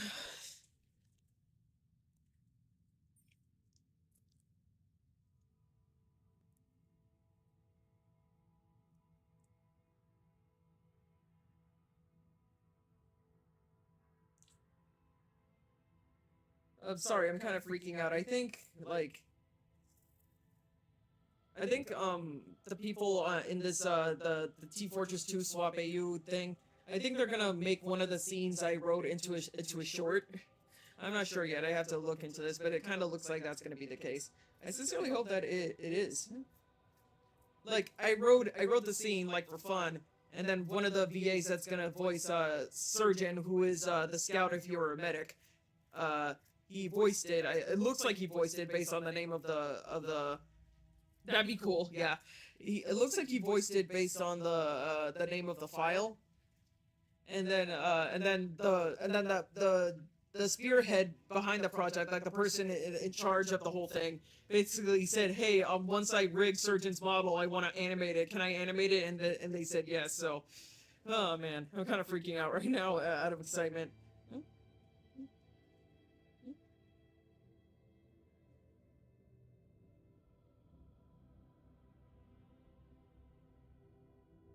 He also voiced the Scout Fact meme. Scout Fact, I am 100 meters from your location and approaching rapidly. Start running. That's fun.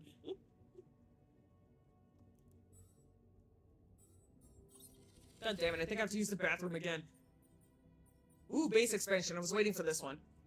Expands the base, allowing for... Oh, shit. My stupid mouse. It's not sitting still. Okay. Expands the base, allowing for more room for building modules. Additionally, expands the organics tank size to 450. Contemplation room. Unlocks the contemplation room where a distressed alter can get better alone under the supervision of the shrink or the guard. Shh, I don't have either of them yet. Unlocks the gym module and alter can exercise in his free time. Medium storage. Unlocks the medium storage module with a capacity of 300. A medium storage is 4 times wider and 2 times shorter than a small storage, and its mass is 65. Excuse me.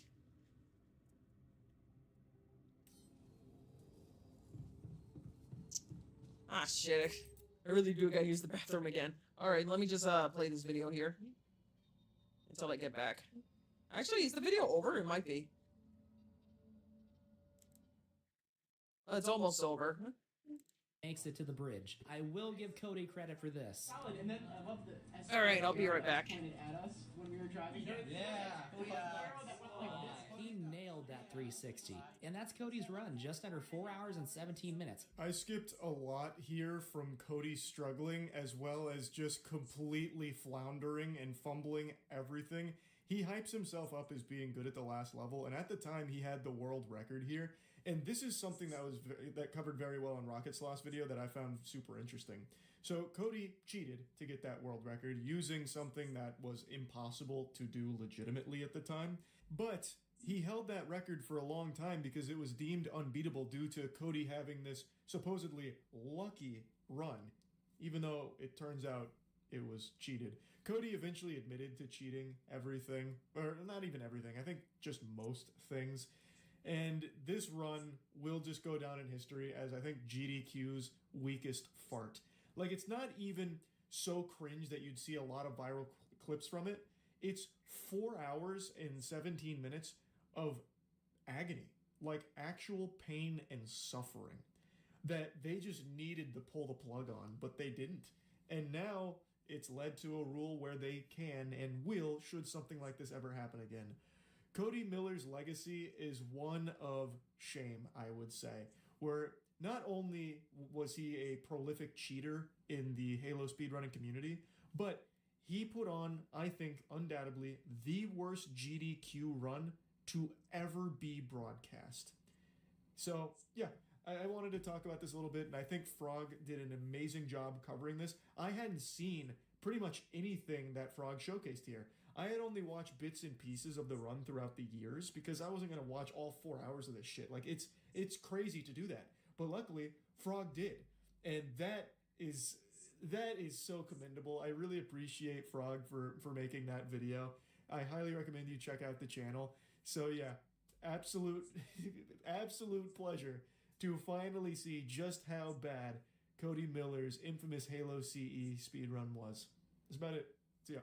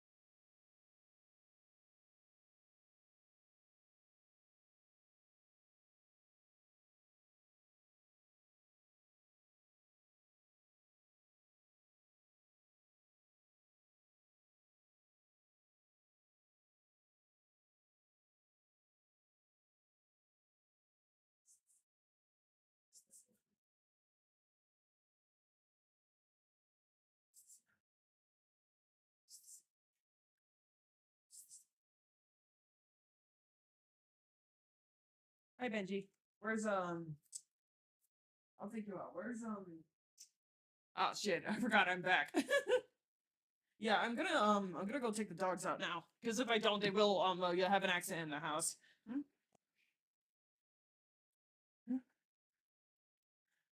Sorry, I'm gonna be right back again. Actually, I am gonna take a minute to put something on. Let's see.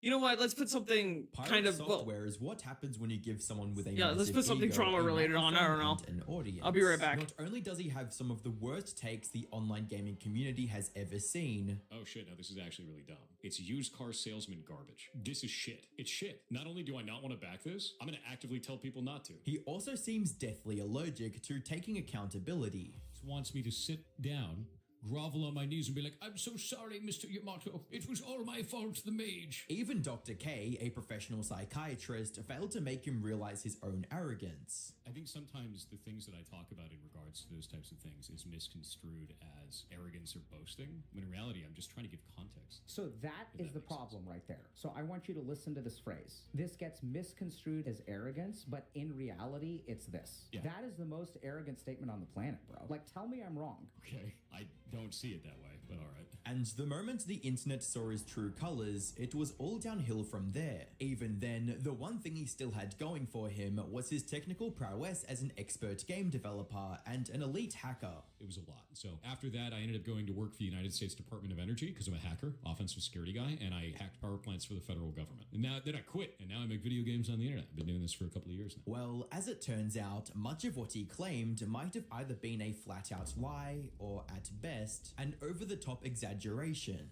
When Pirate Software told everyone that he worked on video games for 20 years, that he worked as a hacker, why did anyone believe him when this was what he was putting out? Why did it take this long for people to call him out for being a fraud when this is his magnum opus that took him 8 years?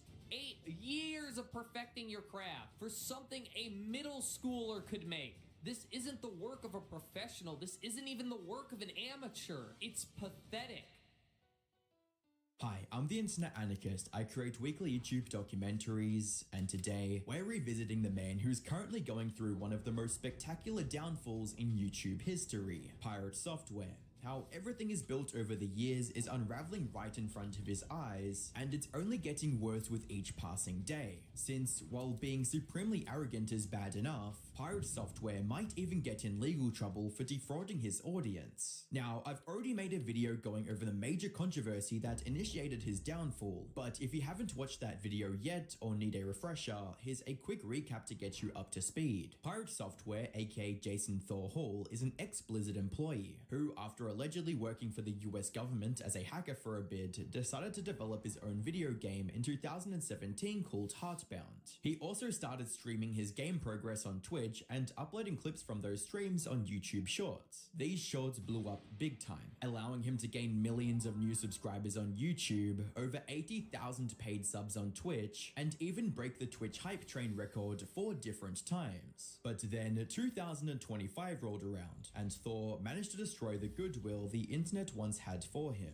First, by causing his friends to lose months of progress in a hardcore World of Warcraft game and refusing to take accountability. Just wants me to sit down, grovel on my knees and be like, I'm so sorry, Mr. Yamato. It was all my fault, the mage. And then by taking a stance against the Stop Killing Games initiative, which would stop game publishers from killing games people had already paid for. Oh shit, now this is actually really dumb. It's used car salesman garbage. This is shit. It's shit. Not only do I not want to back this, I'm gonna actively tell people not to. He misunderstood the whole movement on a fundamental level, and then used some of the harshest language he's ever used to speak up against it. That is a horrible goddamn direction. That's awful, dude. No, eat my entire ass. The level of stupid that I just had to receive was like sitting on Twitter for 12 hours. This shit sucks. That's a really stupid ass move. That's an incredibly stupid ass move. I think this is ass. This is complete garbage. All of this can eat shit then. I drop the mask entirely. I have no qualms about that. They can eat my entire ass. The whole thing. His viewers were shocked at him blatantly rejecting something they thought was good. Thor, on the other hand, continued posting more videos doubling down on his take. But then, some of the biggest creators on the platform, like Charlie, Jacksepticeye, and PewDiePie, voiced their support for the initiative. This only made Thor look worse by comparison, making the whole internet, including his audience, turn against him. Now, Thor had a chance to retain some of the trust his viewers had in him, despite the overwhelming amount of backlash he was receiving. All he had to do was admit that he was wrong, but not only did he not do that, he stuck to his guns, regardless of how wrong he was. He was caught lying about his games getting review bombed because of the controversy, making him look even more pathetic than he already did. Now, at the end of my last video, I posed two possible futures for Thor. He could either admit that he was wrong and turn things around, or stay stubborn and turn into the perpetual lolcow of the internet. And from the looks of it, he's chosen the second option, which has not only earned him more hate, but has prompted people to take a deeper look into his life, starting with his reputation as a master coder. And what they found was shocking to say the least. It started when a YouTuber named Coding Jesus, whose main content is him dissecting people's code and pointing out issues, decided to review the code for Heartbound in a video titled, "I Reviewed Pirate Software's Code, oh boy." And as you might be able to judge from the title, he didn't really have any good things to say about it, with him even going as far as to declare Thor's code to be worse than most entry-level interns. Imagine removing all of these comments. Would you, as a newly added game developer to his game project, have any idea that one is showing? You would have no idea. This would never ever be allowed in a production repository, and I've been hinting, it's below what you'd expect of a bottom tier intern. Thor, however, didn't appreciate the constructive criticism and handled this review in the only way he knows how to. It's just another, YouTube grifter trying to fight for relevance, dude. That's all that shit is. All too common these days. However, there was something Thor said that was uncharacteristically reasonable for him, and actually made some sense. It's just a bunch of disingenuous arguments put up in bad faith trying to make me look like a bad programmer. And in reality, this guy has never used the engine that I'm working in, never used the language that I'm working with, and all of his points are moot as a result. From an objective point of view, his reasoning here for why Coding Jesus wasn't able to understand his coding style, because he's not a game developer, seemed sound. That was until another YouTuber, Quinn Theo, decided to get Coding Jesus on a call and dissect Thor's arguments together. They began by analyzing Thor's comments about Coding Jesus' very first critique, with Coding Jesus explaining how Thor doesn't use a very basic practice in his code that even school-level coders know how to use. Manually setting all to 0 with 8 lines, those were set to 0 because it was ending the alarms. By setting them to 0, you're actually setting the alarm to off. So what he's doing here is a classic example of deflection. He pretends the chatter asked, "Why do you set the alarms to 0?" instead of the question, which was, "Why don't you iterate over them in a for loop?" A for loop is a very basic coding construct. If you're iterating through a consecutive set of numbers, you definitely want to use that. It's the perfect scenario for a for loop. While also pointing out how he deflects from the real question whenever he doesn't know the answer.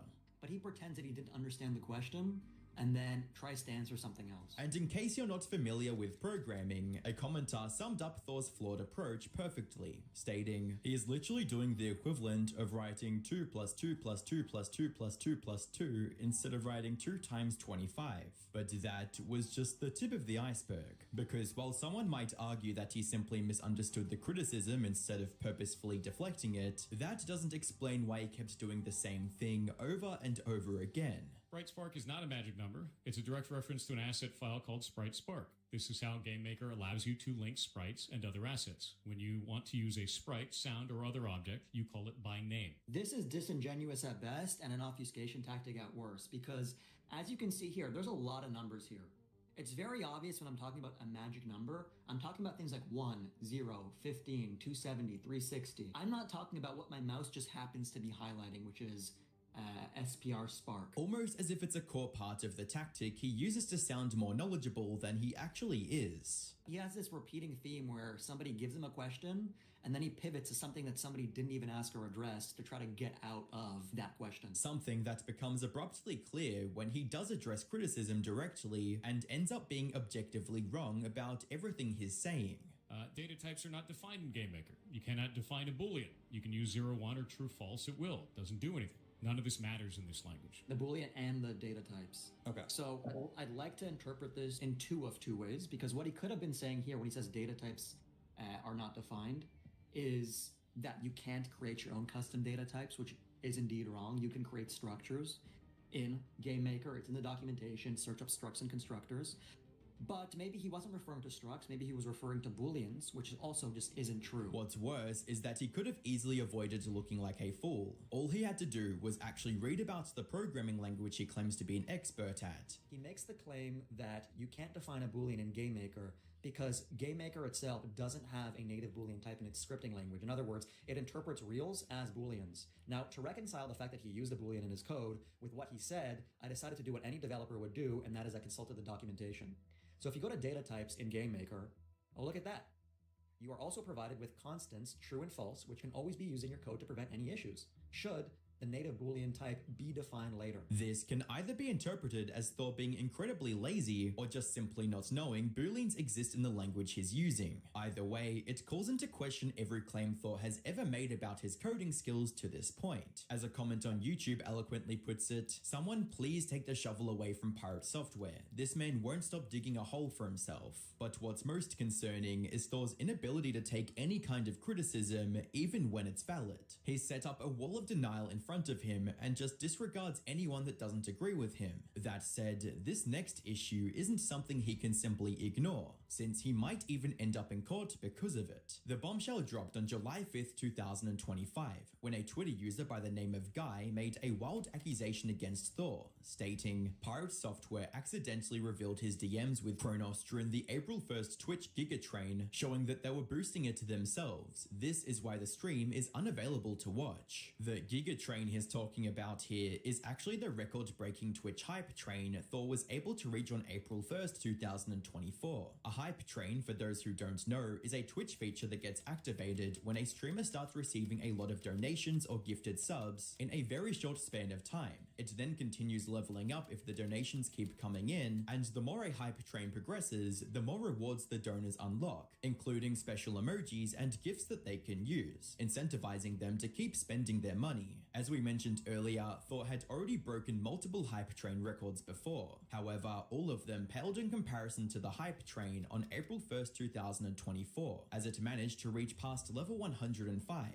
This was a big milestone in Thor's career. It made headlines, and turned Thor into an even bigger name in the online gaming community. However, if what Guy was alleging on Twitter was true, it meant that this record wasn't as legitimate as it seemed, and the proof he presented was in the screenshot of the conversation Thor had with his head mod Kronos while his hype train was active. Let me know if you do. Bits is going to be the best way to do it due to the return if you need to save it. Bits rather than T3 subs. Tier 3 subs might be better, don't know. Bits is 82% return when you buy them in bulk. Have you bought any yet? I've done 100 tier 1 subs on my personal, ready to do 40 tier 3 subs on an alt. Can do bits instead or both. Did 50,000 bits at 20 seconds left. Okay, what is the alt account? Serendipitous Bean. Put simply, this seemed like Thor telling his own mod to donate from an alt account to artificially keep the hype train going, and even telling him to use bits since Twitch would only take an 18% cut from them. Now, it was still possible that some important missing context could give this conversation a completely different meaning. Unfortunately for Thor, someone uncovered the deleted Twitch VOD this screenshot was taken from, and Thor's reaction to it told his viewers everything they needed to know. I wished I could place my head between them and go full burr mode and make... What? What? What is this? Where is it? I'm gonna find this. I need to find your message. God damn it, click. Click your garbage machine. What? Who are you? Why are you like this? Number 420. Deleted. Not only does it prove that the screenshot is real, viewers could also see how panicked Thor became when he saw it, and how he immediately switched to a different chat before actually finding and deleting the text-to-speech donation that came in. Thor tried to deny any wrongdoing on Twitter, stating, "Kronos used his own money to do this and asked if it was okay to do so. He wasn't paid for this or told to do it either. He's a grown man and can spend his money in whatever way he chooses. You can hate me all you like, but going after my staff is shit tier behavior." Even Kronos, his head moderator, came out with statements of his own denying the allegations, reading, "Said this before in January during the World of Warcraft drama. People contacted me and others about donating during the Hype Train record in 2024. This year I did less from the main and I did some from an alt. Removal of the VOD was, if I recall correctly, to prevent people from harassing donators as before. And while these explanations from both Thor and Kronos were still a bit suspicious, they were enough to end the controversy before it got any worse. Or at least, that's likely what they thought would happen. But on July 20th, 2025, someone replied to Guy's original Twitter post with yet another screenshot, this one showing the exact messages attached to the donation Kronos made with his alt account, Serendipitous Bean. It reads, "In real life friend of Kronos and excited that they are now free from corporate. Love your stream and what you do for people here. There aren't many cool or supportive streamers left once they get big like this. Stay cool, bud, and tell Kronos that Ben sends their regards." In other words, Kronos pretended to be his own friends, likely to avoid any suspicions from chat. However, what made this truly weird was the fake reaction Thor had when this donation came in. Serendipitous Bean with 50,000 bits said IRL friend of Kronos and excited that they are now free from corporate. I know. Love your stream and what you do for people here. There aren't many cool or supportive streamers left once they get big like this. Stay cool, bud, and tell Kronos that Ben sends their regards. I'm sorry you had to know Kronos in real life, just like me. Now, it's possible Kronos just wanted to hide his own identity to not receive Alright, I'm hate back. for donating Sorry so for the wait. much. However, that just explains the pretending to be his own friend part. It does not explain the shameless glazing that followed. Even if we ignore the actual message and just focus on the donation, it's still highly problematic. Not only did it manipulate the viewers into donating more by keeping the hype train alive, as Legal Mindset put it in his video, it could even bring some serious consequences for Thor, starting from Twitch itself. So Kronos is the main moderator, and excited that they are free from corporate. Love your stream and what you do for the people here. There aren't many cooler supportive streamers left once they get big like this. Stay cool, bud, and tell Kronos that Ben sends their regards. So this person is clearly painting themselves as not Kronos, not the moderator, but a separate IRL friend of this moderator, which is extremely deceptive if you ask me. Serendipitous Bean with 50,000 bits said IRL friend of Kronos and excited that they are now free from corporate. Love your stream and what you do for people here. There aren't many cool or supportive streamers left once they get big like this. Stay cool, bud, and tell Kronos that Ben sends their regards. I'm sorry you had to know Kronos in real life, just like me. Dude, this guy can't be real. This guy actually can't be real. Thor has openly claimed plenty of times that he hires and actually pays all his mods. I pay our moderators full time. Not only do they have full-time pay, they're on Put my salary, headphones back they in. also get full-time benefits too. Medical, dental, vision, everything. Like, that's how this place stays cool. So it wouldn't be difficult for Thor to reimburse Kronos as part of his monthly paycheck. Only now, it could get him suspended or even kicked off Twitch entirely. But that isn't even the worst of it. According to Legal Mindset, this has also opened Thor and his mod up to facing legal repercussions from the federal government as well. So you need representation, omission, or practice that's likely to mislead a customer. So the practice would be, hey, donating bits from the sock puppet account. The consumer's interpretation is reasonable under the circumstances. So the consumer is thinking this is a private party. This is somebody else. This is not the mod. This is not pirate software. They're thinking, oh, look, this person is extending the hype train. And so because of that, because that misleading representation, that materially led others to donate more to keep it going. It's a very well-known thing in scams and cons. This is something that confidence men do. They get fake buyers to go out there and gin up interest so that people will buy stuff even though it's overpriced. And if that wasn't enough, Thor and Twitch could also get trouble on a state level as well, based on Thor falsely advertising the success of his hype train. So Consumer Legal Remedies Act, California has that. And I mentioned California, by the way, because that's where Twitch is. So it would be very reasonable if a California donor, if a California whale brought a claim against a California corporation in a California court against, Twitch and against, Mr. Pirate Software. But beyond that, there's California Business Code 17500, which leads to false or misleading statements or false or misleading advertising.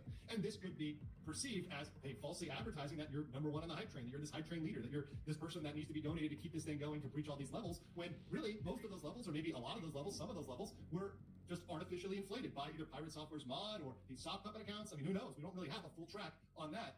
yet. But even if he manages to escape any direct repercussions, these controversies have only accelerated his downfall, with the number of people unsubscribing from his YouTube channel each month jumping from 100,000 plus when the Stop Killing Games controversy happened to over 200,000 after these new controversies I wonder came how many to light. people covered It truly this, seems like Thor's this whole reputation pirate has software reached thing. a point where even if he apologizes now or tries to take accountability, it's pretty unlikely that he'll ever regain the audience he once had. But just when we thought he couldn't sink further, he somehow found a way. As I was making this video, Quinthea dropped another bombshell by interviewing Mr. Jason Thorhall's ex-roommate, as well as the person who was in charge of his quality assurance work at Blizzard. Hi, my name's Cynthia Hall. I go by Ludiana online.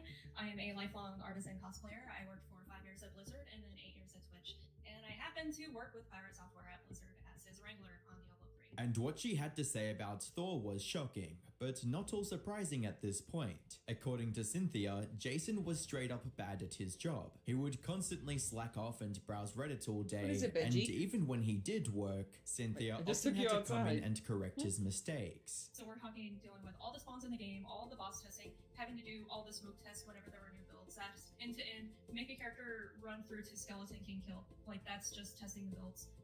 Whatever the task was for the day, it could just be spawning different monsters and testing their affixes to see how they perform. That easy. But he would just kind of create a character and idle in the client and read Reddit. That's literally what he did. He sat in front of me and I was assigning the tasks. So not only did I see the work he was not doing, I saw what he was doing instead. Worst of all, when Cynthia complained about his behavior to the higher-ups, nothing happened, simply because Thor's father was also quite high up in the company. The same father, mind you, whose birthday is not even an afterthought for Thor these days. Birthday and you missed it. You didn't call me. Neither did your brother. You guys both ignored me for my birthday. That isn't So- true. I sent That you a is- text. No, you did not. Bullshit. That was last year. Bullshit. I got nothing. You sent me one last year. Did I send you one last year? Am I a shitty son? Oh man. It was last. Wow. But that's only the tip of the iceberg. His memorable moments at the company also included him yelling at his co-workers for not playing like elite gamers for a charity event. I was on his team for a league tournament and he screamed at our team for apparently not gearing correctly to counter the other team because we were just that bad. And it's not like we were losing so severely because we all played League regularly. It was not that big of a deal. And we were all sleep deprived. It was very early in the morning after an overnight of playing games. And we're like, seriously, dude, you are raging at everybody. Like our entire team. He was just yelling across the floor at everybody. It's a charity event, correct? It was a children's charity event. But all of that pales in comparison to what he was like as a roommate. That I came home and went into the kitchen. All the dishes everywhere, like the pans, still food in them on the stove, shit everywhere, food, countertops, everything everywhere. Like it was not disgusting sty, but it was very just a fucking mess. Worst of all, when he eventually did leave Cynthia's apartment, what she found in his room was nothing short of disgusting. When he finally did move out, I wish I had saved pictures of the state of his room. He had cleaned nothing, so I had to clean everything by hand. There was like, I don't know what on the walls in his bedroom, and you're just gonna have to like take my word for this. I don't know if it was snot or something else, just like white here and there on the walls, and more of the like random gray stuff, just spots and things. Now, these stories are from years ago. Unfortunately, from what we've seen of his game's progress, he still hasn't outgrown his slacking habits. It just makes you wonder how much more negative stuff about Thor will come out before the internet just moves on. Just like Only Jayus, who's also continuing to fall into the realm of internet obscurity. Click the video on screen to find out why.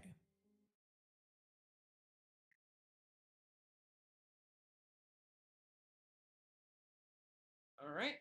Let's see. What other videos have I got here? Sorry, I'm getting distracted with some stuff on Discord. Nothing bad. It's just like I'm just getting excited about this project I said I was working on.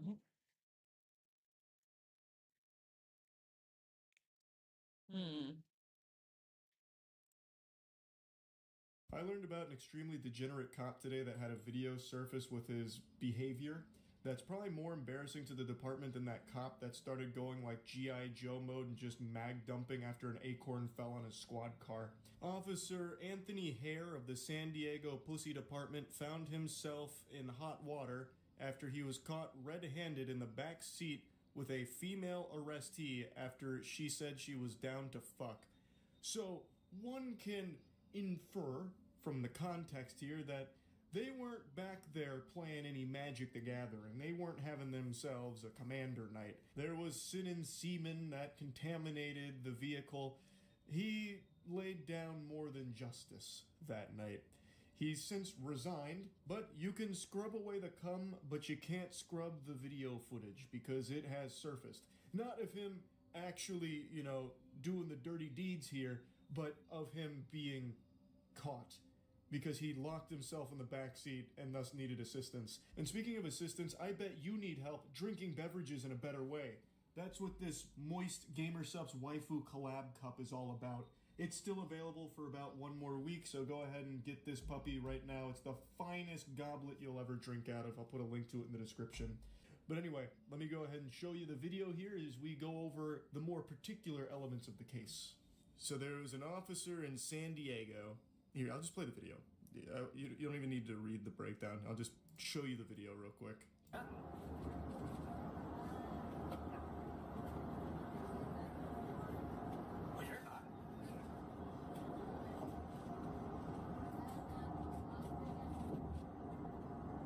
Don't say that right now.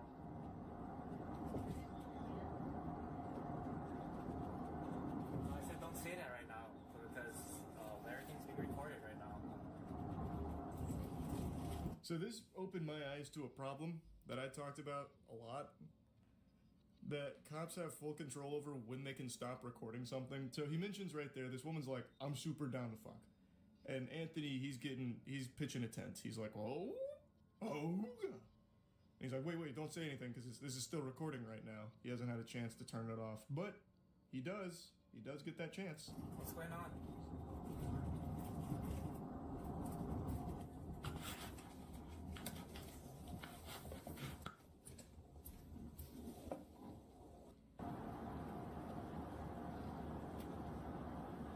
So then he takes her down here, and then they slam him, and he gets locked in the back seat of the car.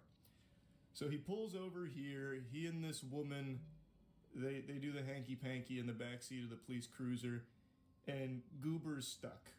So then another officer gets to the scene to free him.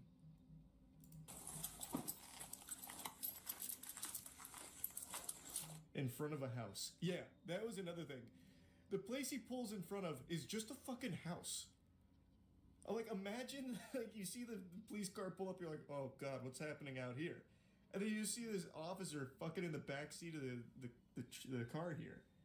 Like, he didn't even go anywhere secluded or anything. He literally just slabs up in front of this house.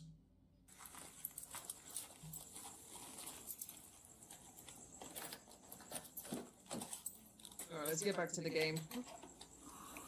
I also just learned a little, I guess a little hack here for police cars. You can open the back of the God damn it, hang on. like that. Okay, never mind. That's a little I thought one of the dogs like grabbed one of the cans again. Like there's like cans of like empty cat food around here. I don't know why it's out, but anyway. Sometimes one of the dogs will grab it and just sort of like carry it around with them. Isn't that fucking awful? Yeah, I'm turning this off real quick. Wait. Before you confess to all of the awful shit you just did right here, let me turn off my camera. So that way there's no evidence. You turned off your camera, right? Okay, good. Just making sure. That's so dumb. If you can just turn it off whenever, it's so fucking stupid. Typically it was like, oh, the camera malfunctioned, but here it's just like, wait, let me turn this off. 1 more hour. Like, what's the point?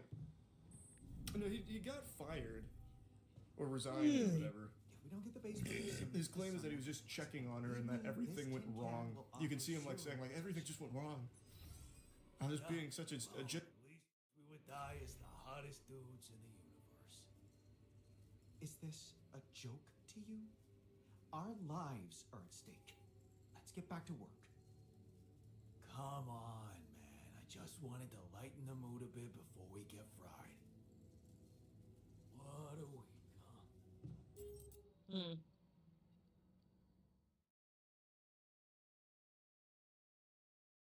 Gentle sir, I went back there to make sure everything was okay. Isn't it funny how You these know, are technically the same people who just made different decisions in life? And she was having a medical emergency with throbbing pussy syndrome, and I went back there, and one thing leads to another. I'm stuck in the back seat, and now you're probably getting the wrong idea about what happened here. It was totally professional. The seaman was there earlier from a different suspect. You should have seen this fucking maniac. This degenerate was jerking off in the back seat and fucking blowing loads all over the place. It's not my seaman. And if you can trace it to me, it's because it's because he got some of my hair. He got some of my DNA. Oh, he was looking for contraband. So true. Keeping the streets safe. I need a drill cartridge. I was back there purely to make sure there were no drugs. She obviously planted the evidence on his belt. Now, the official explanation here from the source itself, Mr. Anthony Hare, says that he went back there because he believed that the woman was having a medical emergency. I'm actually inclined to believe Mr. Hare on this claim because I think there is a very high chance she was suffering a medical emergency. Cock withdrawals. This is a serious medical condition. In fact, it claimed the life of one of my buddy's grandmothers when we were growing up. She actually passed away from wiener withdrawal.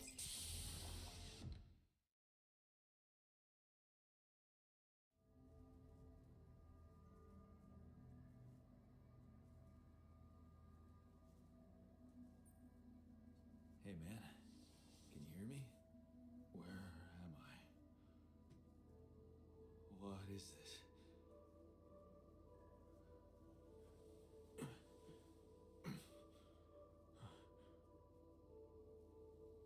Take it easy. You're on strong sedatives.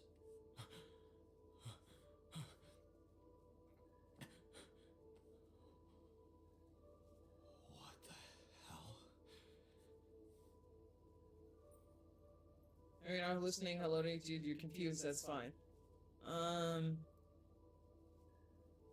know. You're confused. That's perfectly fine. Really? So, who are you? Relax. I'll tell you everything. But right now, we need to focus on you.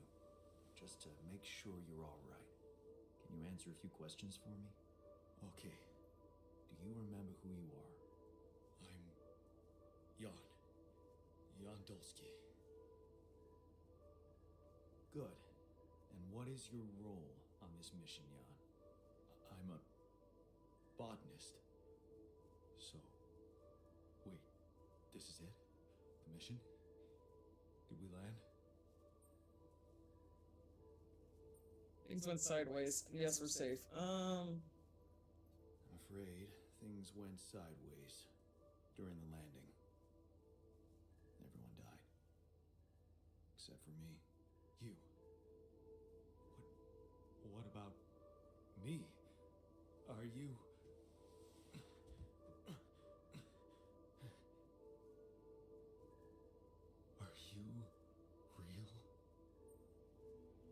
Just as real as you. Just as real as you. Then, what's going on? It's like we're alternative versions of the same person. Wow. But why is this happening? After we could accrue to save the mission, I needed to multiply myself to survive. I told you, everyone died. I had to use my DNA to recreate a crew if I wanted to save the mission. That doesn't make any sense. We're not exactly the same. Life path is different from mine. Yes, we're different. You made different decisions in your life.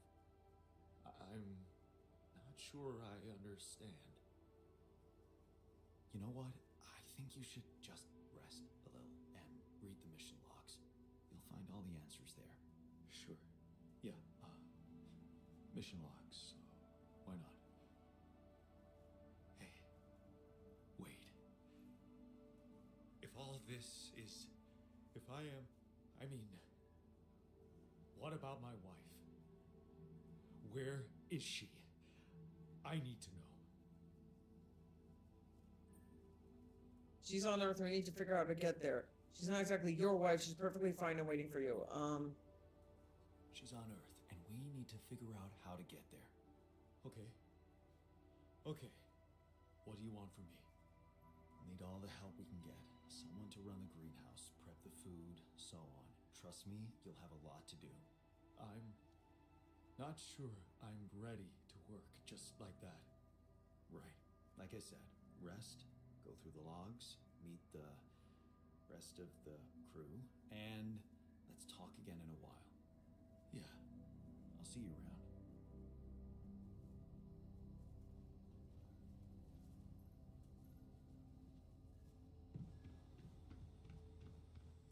Okay, now I'm gonna assign him to the greenhouse.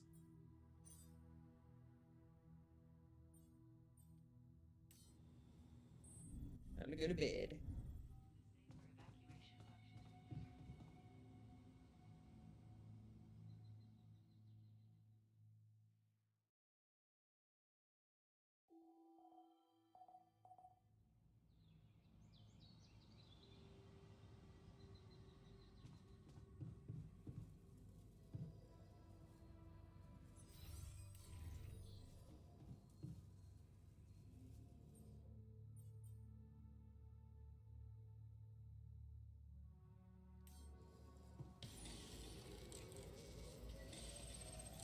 Hold on.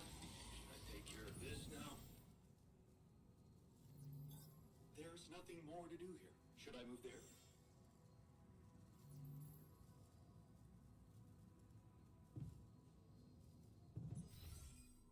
There should be more stuff to do in the greenhouse. Let me see here.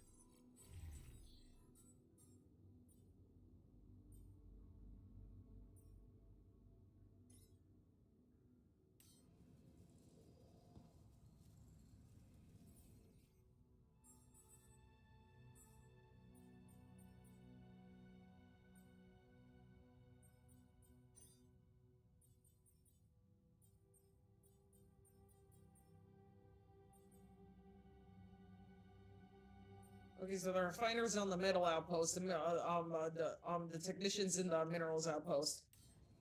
As soon as I'm done with this, I need to. I'd like to draw your attention to something.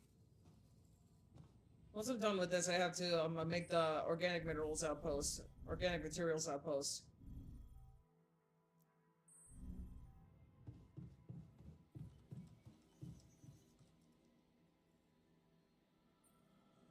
So, did you find a solution to our problem? Yes, it's super simple. We'll build a bridge. Oh, just like that? Well, it can't be a regular bridge, of course. We don't have the time nor the manpower to accomplish that. However, there is a certain technology that came to my mind, superconductive bridge anchors. They could allow us to quickly span a light but durable construction across our obstacle.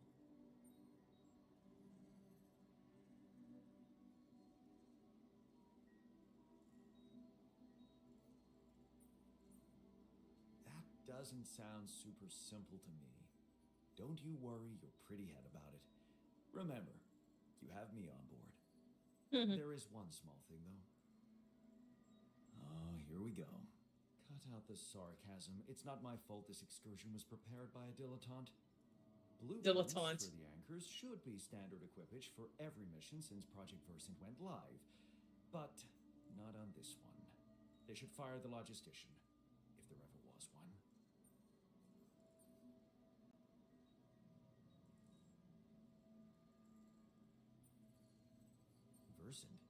Versatile Synthetics program.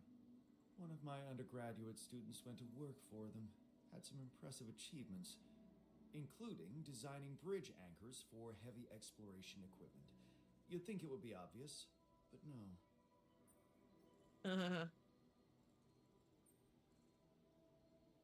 Tell me about it. It's so typical of Ally Corp to send people on a mission and then leave them stranded without proper equipment. I hope you're not feeling sorry for yourself, because we need to act. You are in touch with mining operations, right? Yeah, I am. Why? Next time you talk to someone from mining ops, tell them to send over the anchor blueprints from Versant. Once we have them, things will go back to super simple. You'll see. All right, will do. Alrighty then.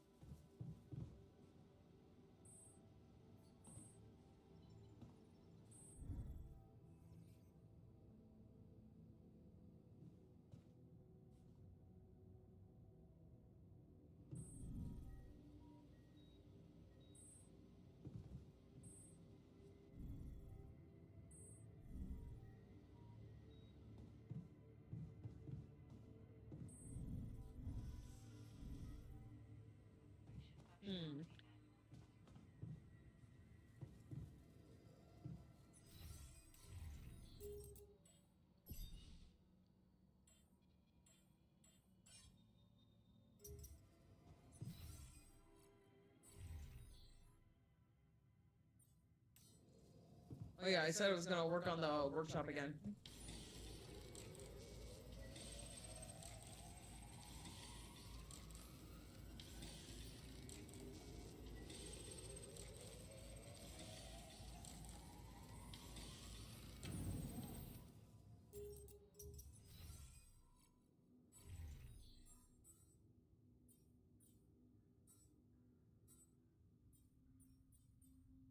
Base expansion, please.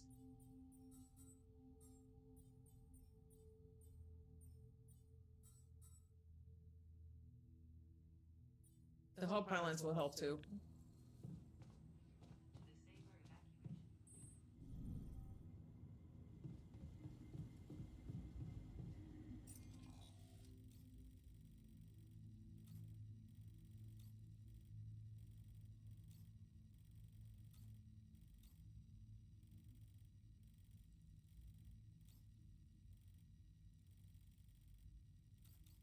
Yeah, it's late, so I'm just gonna do the organics deposit over here.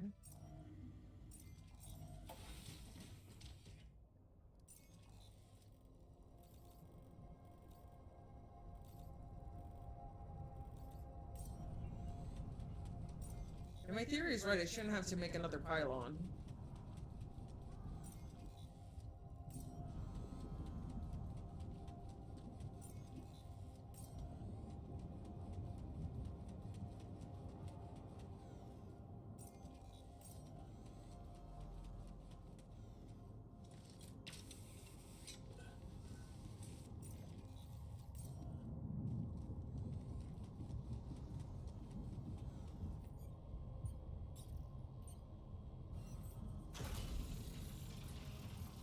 Yep. Perfect. I'm glad I went through here.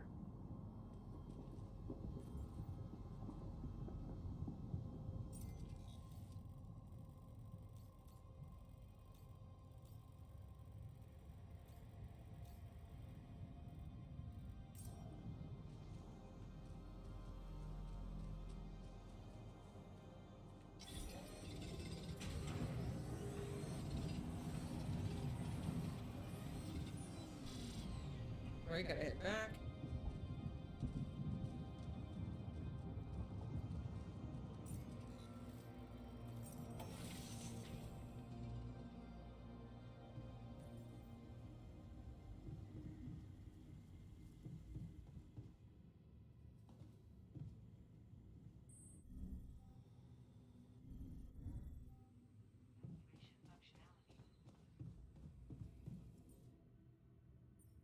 Hmm.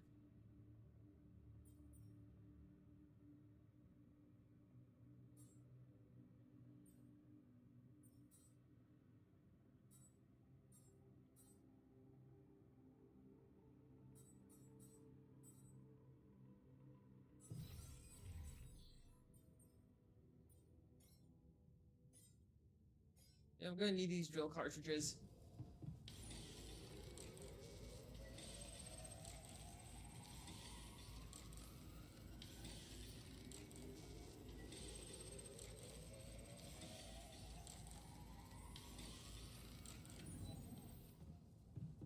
Good time.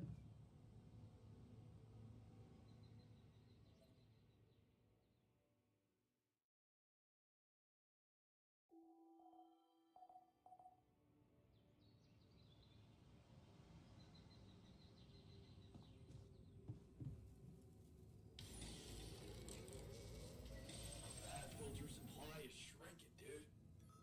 Yeah.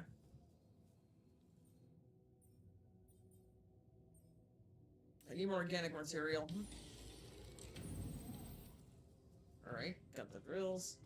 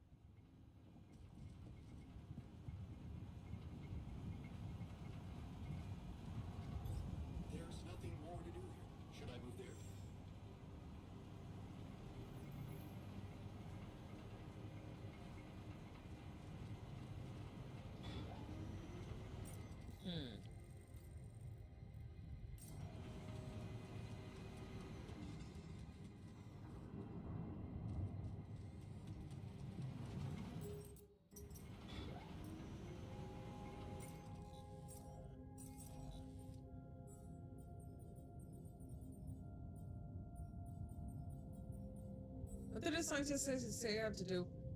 He says if you get him a bridge, we'll visit the corporation and tell him to build it. It's worth a try. So what, I have to call them?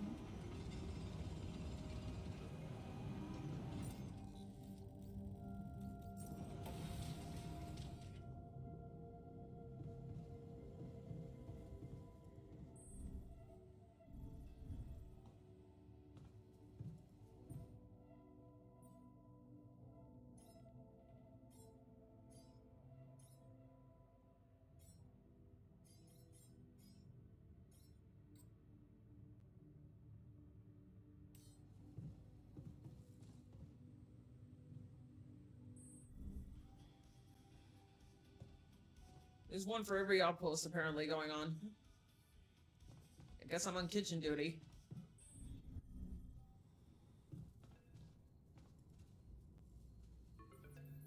Hello? Jan Dolsky. Finally. I've been impatient to meet you. Yeah, sure. You that big fish Lucas was mumbling about? Terrence Maxwell. But yes, I am both his and your superior at mining operations. First of all, my heartfelt condolences. Losing the whole crew must have been hard on you.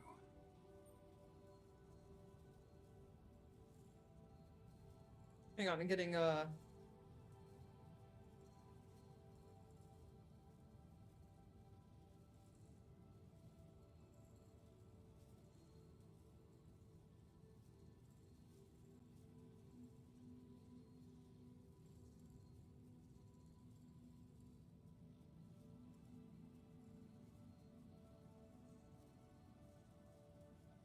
I'm sorry, give me a second.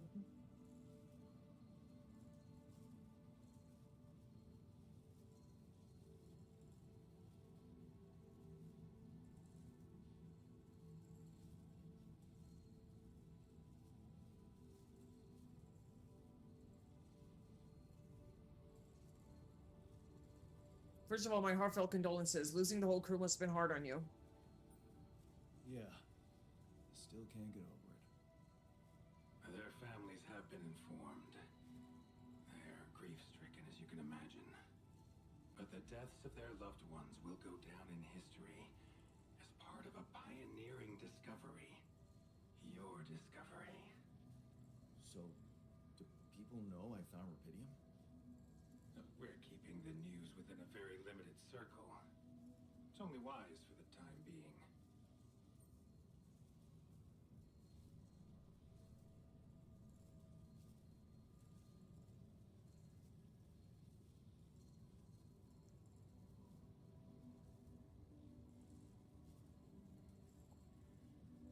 We're keeping the news within a very limited circle. It's only wise for the time being. Of course. Yeah. No reason to get everyone hyped up. Might still fail. I can see you're a grown man, Jan. And you understand the stakes. Don't want to put pressure on you, but failure is not an option. That's why you had me create my altars? You'd rather let me lose my mind than lose the rupidium? It was a long shot, I admit. But we were saving both. Rupidium and you, Jan. Do you think it was a mistake?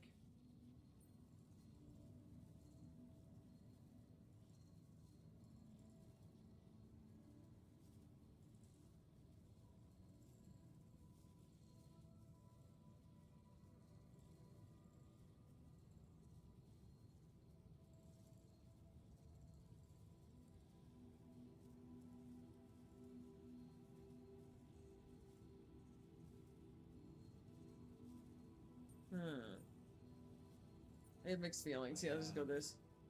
Mixed feelings. Sure, it's better to be alive, but I feel like a line's been crossed. You certainly have a chance to experience something extraordinary. Many people would envy you. Let's just get one thing straight, Maxwell. I know you expect things of me, but I'm no hero. Heroism. Are you familiar with the works of Albert Camus?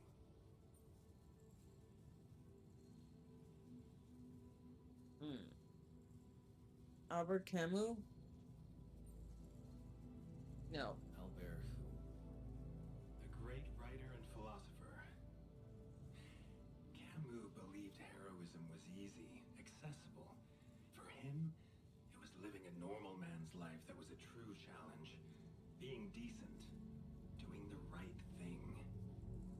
You are the first person to prove that we can actually excavate rupidium in quantities that can really make a difference.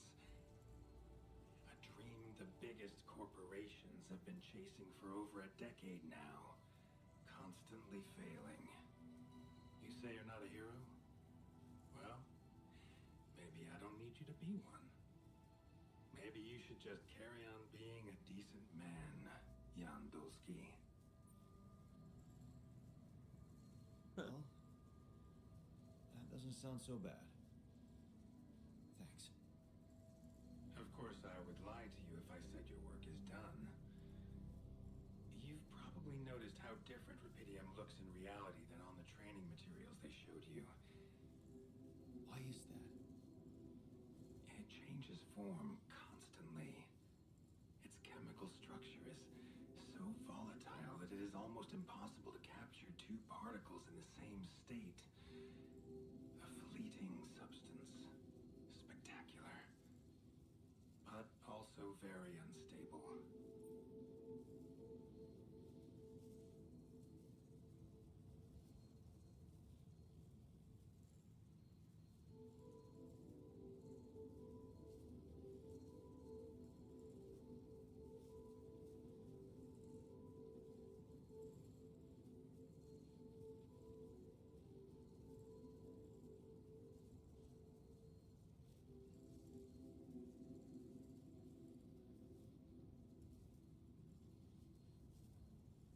Your freedom might not withstand the journey. So, you're afraid the rupidium I found might not withstand the journey?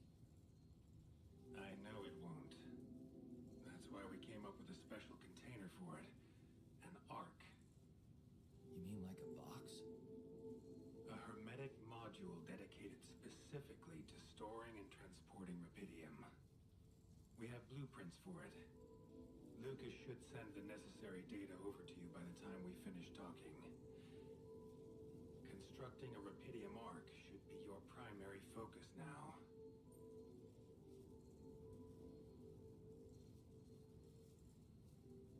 I'll get to it right away. Sounds like a big task. I should get to it straight away. It is a big task, Jan, but it's worth every effort. I hope you realize the gravity of the moment. I thought you said you didn't want to put pressure on me. You're right. Lucas said you had questions. Is there anything you'd like to ask me?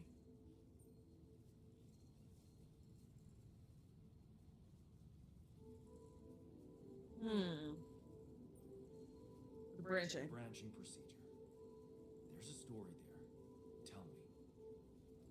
It is something that has been tested long ago within Ally Corp. But for completely different reasons and, as you can imagine, in a much more rudimentary fashion. Altering mind records? For whom? I'm sorry, Jan. It's highly classified and I already told you too much. I think you deserve answers, but regarding this matter, like I said, things were tested just for a while. Not much came of it. Now, I'd love to keep on chatting, but I really will need to be ending this call soon. Do you have any more questions?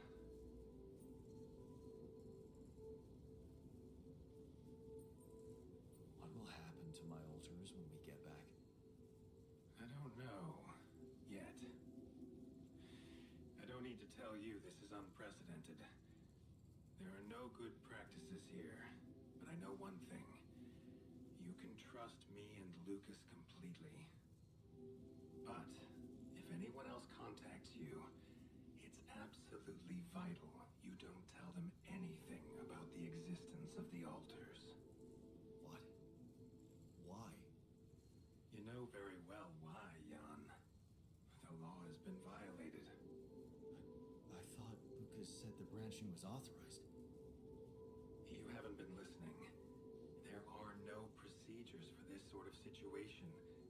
There is no one who can officially authorize such an act. At the end of the day, it was your decision to branch yourself. It will be in your best interest to keep that in mind when considering the consequences. I don't like the sound of this.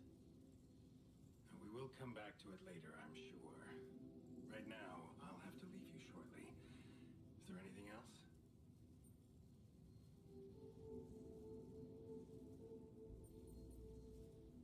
Do you know what happened to my crew? Lucas showed me the records. I have a theory, but it's more of a hunch. I don't have any hard proof to support it. What is it? Well, I think it might have been the quantum processing unit that killed them. What? But that's... No, that's crazy. Do you read detective stories, Jan? The culprit always needs to have two things. A motive and a means.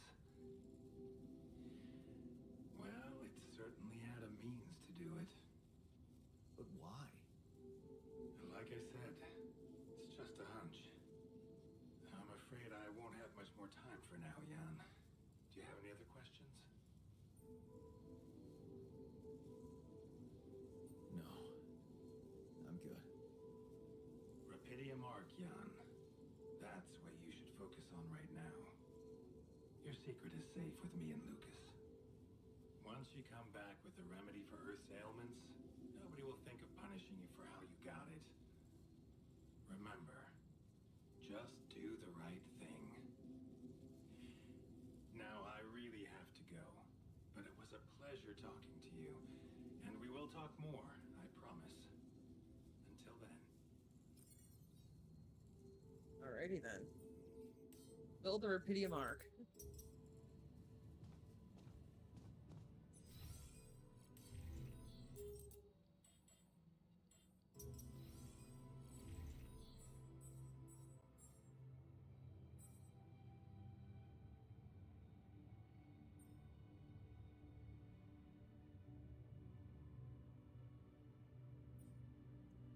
It would really get the Rapidium to Earth. It costs a lot of resources, but there's no other way.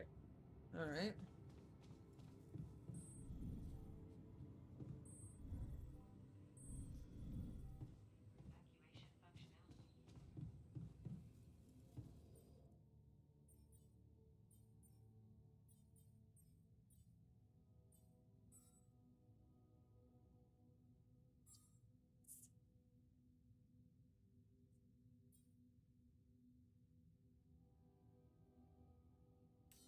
All right.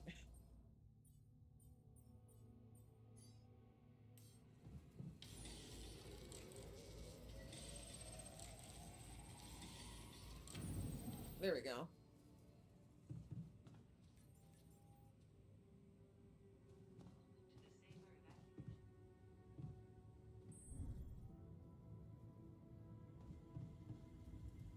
Oh, the cat's on the coffee table.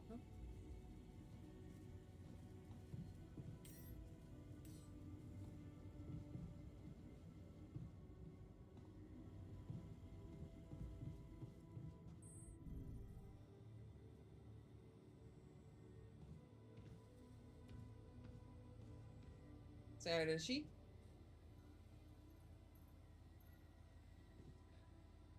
Is it me or does it sound a bit artificial? Artificial? The noises that the sheep makes?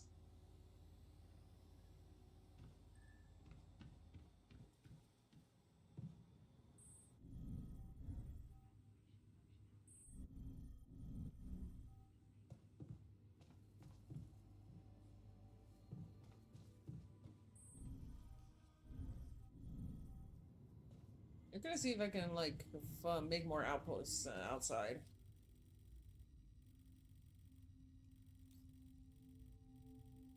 Okay, there's a rupidium deposit right over there. I guess I have to go there next.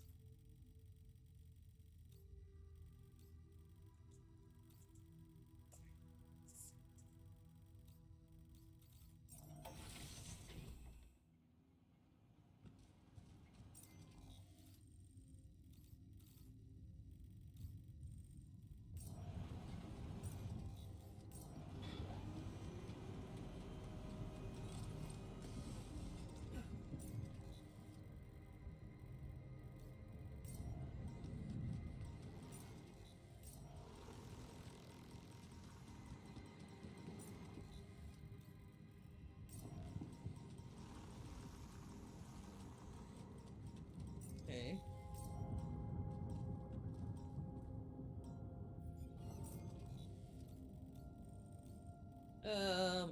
Okay, I'm just gonna do that one that's closer to the deposit.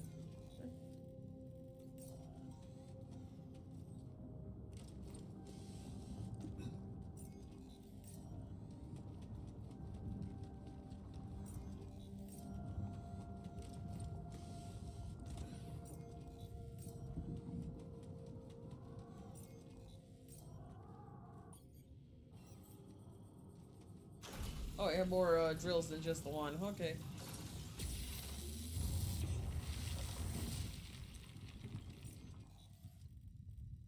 Guess I can't go back and fix that.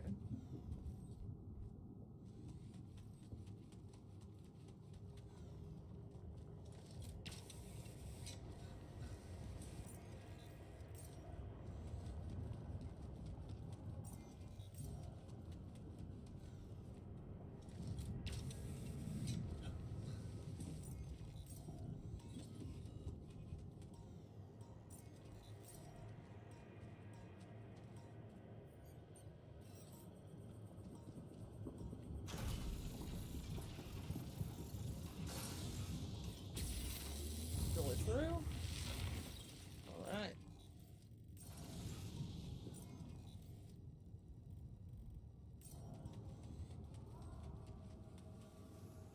Now let's take a look at that rupidium.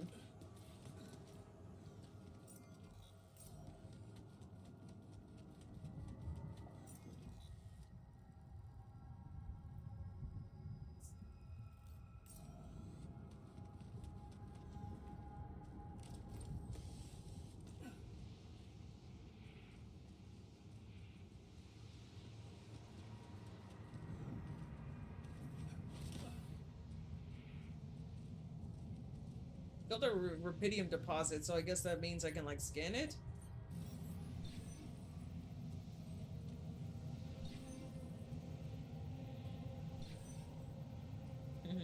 Cat's here. Alright.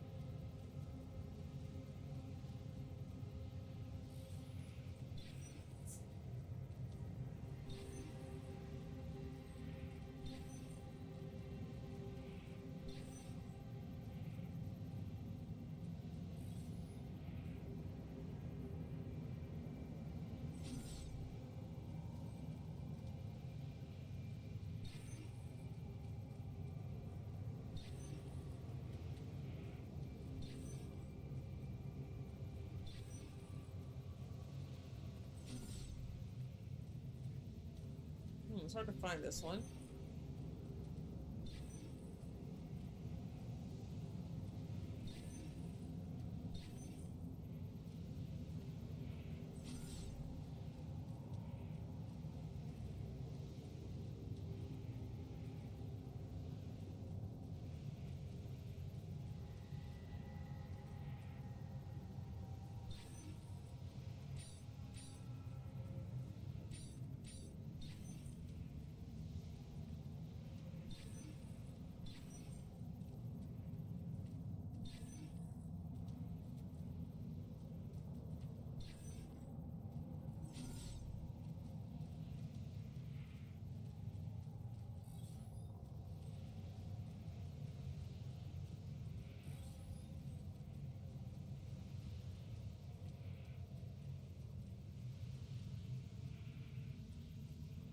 Apparently the deep deposit is around here.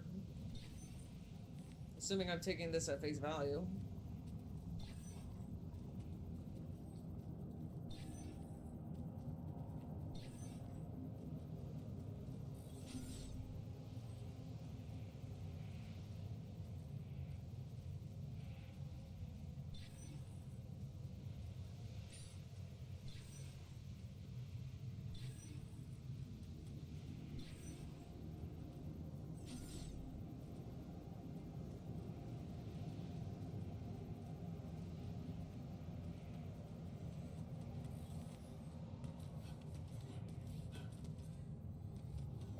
Okay, we got some more up here.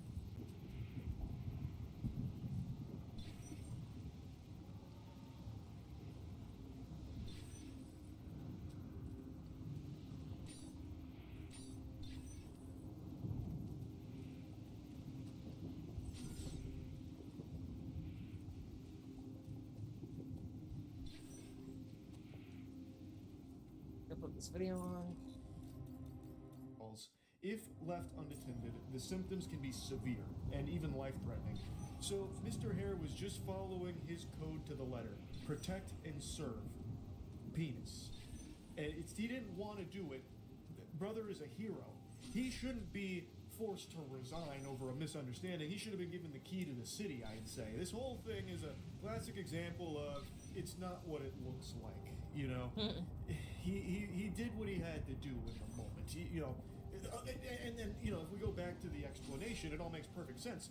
When he was getting out of the car, it accidentally knocked his body camera off, which is just a pure coincidence that the body camera, you know, went dark after she had made the statement about being down to have sex, and after him mentioning that the body camera was recording things. It's just really just unfortunate timing that he happened to have knocked the body camera off. Yeah, I don't have another mining outpost. Okay. Okay, well then. Okay, I made an outpost spot According to the here. other officer, Mr. Hare was pretty embarrassed, refusing to elaborate on exactly what was happening and why he needed him out there, and why he was asking about like a master key to the vehicle and stuff like that. And the woman was also, you know, I want to look by over there, but there's a investigators, radiation and she thing, so claimed I don't that know he if had like asked I for need her an number to upgrade or meet up when she something. was released from jail, Like some kind of saying research he thing. wanted to get with me when I was done with the warrant or whatever I got arrested for. She told investigators there was never any sexual contact between her and Mr. Hare. Really? You sure about that? What happened? Was there ejaculation showers that night? Why did he have cum on him? Where was that? Did someone like drive by and like throw him a cum potion? Like how did that happen? If there was no sexual contact. But who am I to question the official story, I suppose? One thing I would like to see a little bit more elaboration on is why the officer who showed up told him to stop talking so he could turn off his body cam and they continue the conversation. That's a little weird, right? If it was all just like a big misunderstanding, wouldn't you want that on record so you could clear up all of the misconceptions about it? It just seems a little suspicious. I just think it's super dumb that at any point in time an officer can just turn off their body cam and that doesn't lead to a lot of questions about why. I don't know, that just rubs me the wrong way. Kind of defeats the whole purpose of it, really. I wonder how often this happens. Probably more often than you'd think, I guess. I would guess. You remember, I actually made a video on this one like a year ago. There was a cop who slabbed up in front of a school. I think it was a high school, and had a woman come into his police cruiser so they could fucking clap cheeks, so that way they could steam ham together in the back seat of his police cruiser in front of the school, and they would kick her out. So they were like having an affair, and they do it in front of a school. So it probably happens a lot. In general, is it illegal to have sex? There's only in a more car? charges left, so I'm gonna have to just follow the pylons. I'm gonna Google it. Because I think it would count as like public indecency or something, right? Wouldn't it, if you got caught? But like you can have sex in a car in your garage or something. Like if it's on private property and not in public. Like I think you just have to be out of view of the public.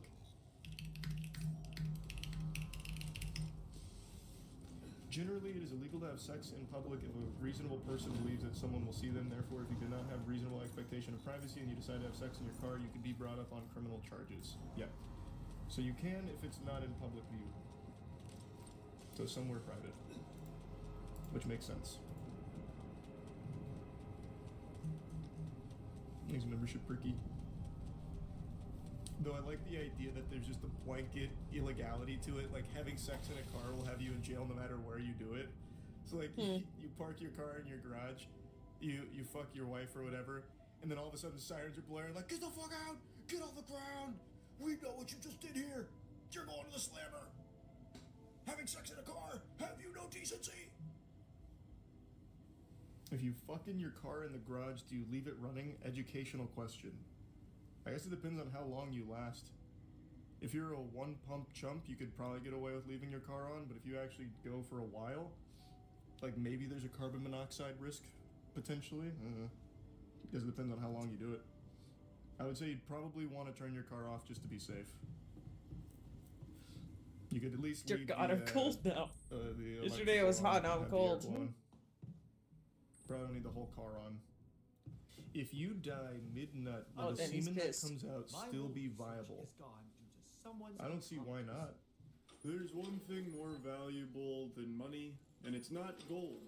It's something that I feel if the world really did end and we ended up in some kind of post-apocalyptic Fallout world, instead of using bottle caps for currency, we would use Stanley Cups. Now you can probably tell just by looking at me, I don't own a Stanley Cup. I don't have that sparkle in my eye that hasn't fixed that hole in my soul like it has for so many others. And I don't really get it. Not gonna lie to you, seems like just a pretty standard receptacle for liquid. But people go ballistic for Stanley Cups. And one woman not only stole $2,500 worth of Stanley Cups, she then went on a high-speed police chase in order to try and keep her treasure. That was the one piece, and the cops weren't letting her get away with it. High-speed chases are always intense, but this one from Ohio had a twist.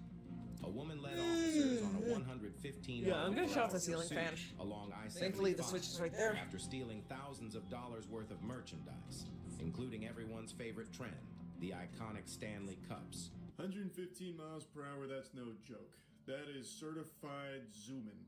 This lady was tearing up the roads like she was Dominic Toretto looking to steal DVD players and VCRs. Alright. Yeah, it's nice and warm here already.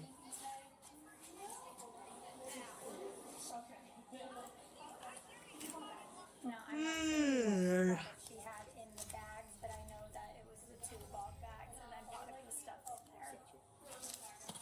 What is your Melissa. I'm gonna send you a link. Can you send me that video? Absolutely. We just did this on Monday. Melissa here mentions that she doesn't know exactly what was stolen, but knows that there was a lot of product in 2 bog bags. Once again, showing how out of touch I am. I don't even know what the fuck a bog bag is. To me, that sounds like something from Star Wars that you'd leave the cantina with. But Melissa went out and filmed this lady who had shoplifted from them and then gave that video to the police when they arrived. And she just looks exhausted. The police get there and ask if she can send the video, and she goes, "Yep, we did this on Monday." Which do I need like more it's of? just part of the routine here. Like the way she's acting about this is the same way I act when someone insta-locks Black Widow in my Marvel Rivals lobby. I just let out a huge sigh. After receiving a statement from the manager, officers had a full description of the suspect. It was time to search for the thief. Moments later, officers spotted the vehicle, and a high-speed chase ensued as they attempted to apprehend the suspect.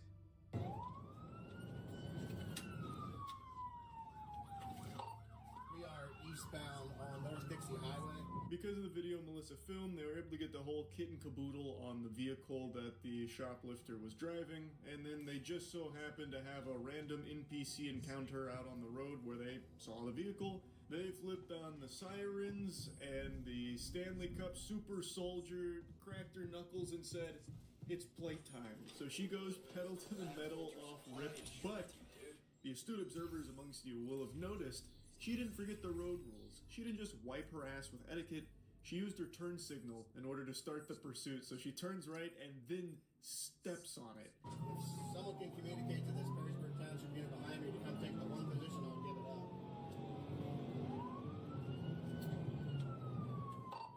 Looks like I need more organics. Westbound.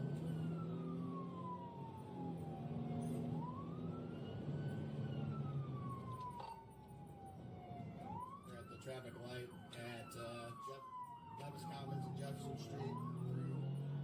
Now, of course, I'm exaggerating a little bit by saying she stepped on it. She's pushing that car to its limits, but it's just chugging along at like a casual 50 to 60. It's not even really going that much over the speed limit. The big thing is she's running red lights. She's not pulling any kind of crazy maneuvers. She's not fucking spinning it 360 degrees and barrel rolling and ramping it off of a parked tow truck or anything.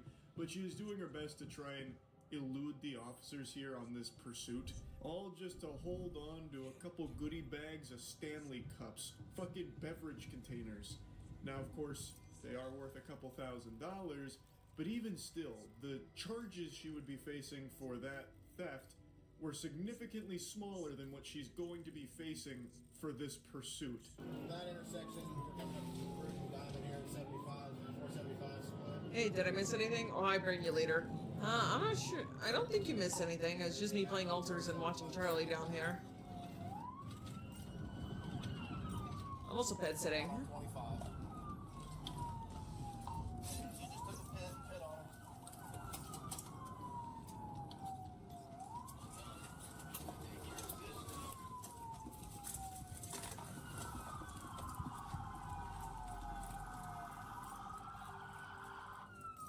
Now, it doesn't feel like this pursuit went on that long, and it doesn't ever seem like it reached 115 miles per hour unless it was briefly where it cuts away from the dash cam footage to the officer's body cam, which is possible. But then, like, 4 other cop cars spawn in and one of them pit maneuvers her. How did they even get there so quick? Were there just like 4 other officers lurking like sharks in the water waiting for a pursuit to pop off? They heard the call and they're like just go hog wild towards it? Or maybe the perception of time is a little skewed here because maybe we don't see the entire chase, which I think is the more likely explanation, because there's just no way that many officers would People be able will to always reach finish your this sentences. point that Two quickly, pals 'cause I feel keep like the chase only finishing went on each for, other's like, sentences, a but can minute they and a ever half stop? at Oh boy. most. Nice. Know them. Hey Benji, you want to come up on my lap? Yep, that was him coming up on my lap, that little thing with the mouse there.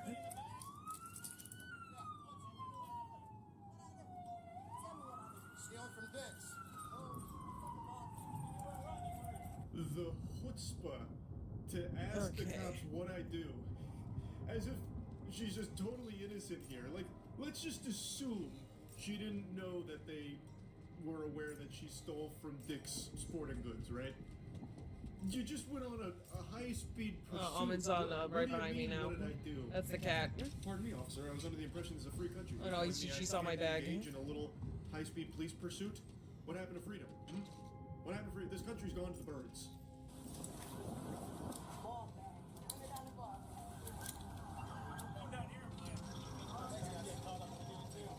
The officer rolls up and they exchange fist bumps, congratulating him on a job well done with the pit maneuver.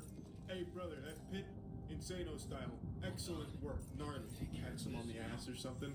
They just look like they're having a great time. Like, it looks like they're just having a lot of fun. I half expected them to thank her for letting them go on this high-speed police chase.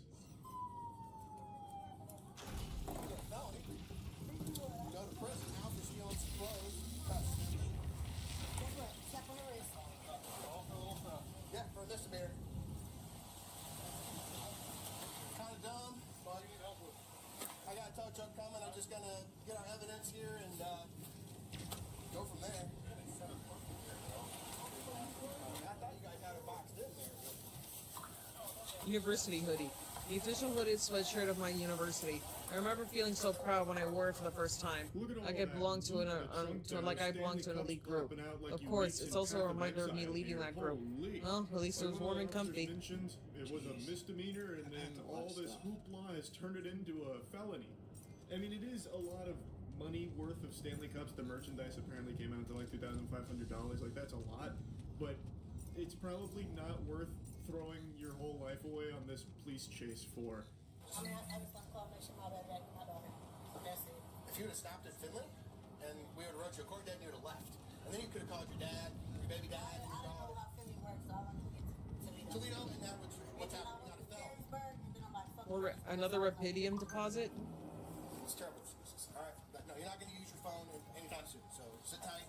So this kind of confirms what I was saying earlier, that this must have spanned many different areas over the course of a longer period of time than the video lets on, because now she's in a different county and it's really blown it way up. So she's warm and comfy, and it's warm and comfy. Because she doesn't know how it works over there and wanted to get over here, and the officer's like, that's fucking stupid. I don't know how she thought that excuse would work or what the thought process was, because damn as the officer typos. mentioned, if she had just pulled over initially, it would have been like a simple, quick procedure. she would have just left, but instead she stretched it out over the course of many miles. and she's like, well, there's a reasonable explanation for that, officer. I didn't know how it worked over there, so I wanted to go over here. But what seems to be the problem? And the officer actually gets really upset by her. Like, he goes in, he starts mocking her and insulting her. He was just kind of like fed up with her shit. Enjoy the newborn baby. I just need. Can you call him? Let me tell you something right now. I am being a dick. I don't give a shit. Okay, you know how many lives you just put in danger out there? Myself, all these officers, all the citizens out there, and then you're worried about your little baby. Go sit home and take care of him like a good mom. I am. That shit sounded like an Xbox Live lobby right there. He just starts You got it here. in. So he's not wrong.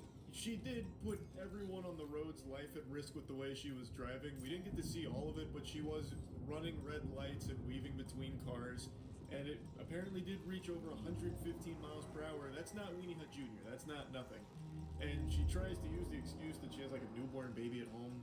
Don't really see what that has to do with anything here.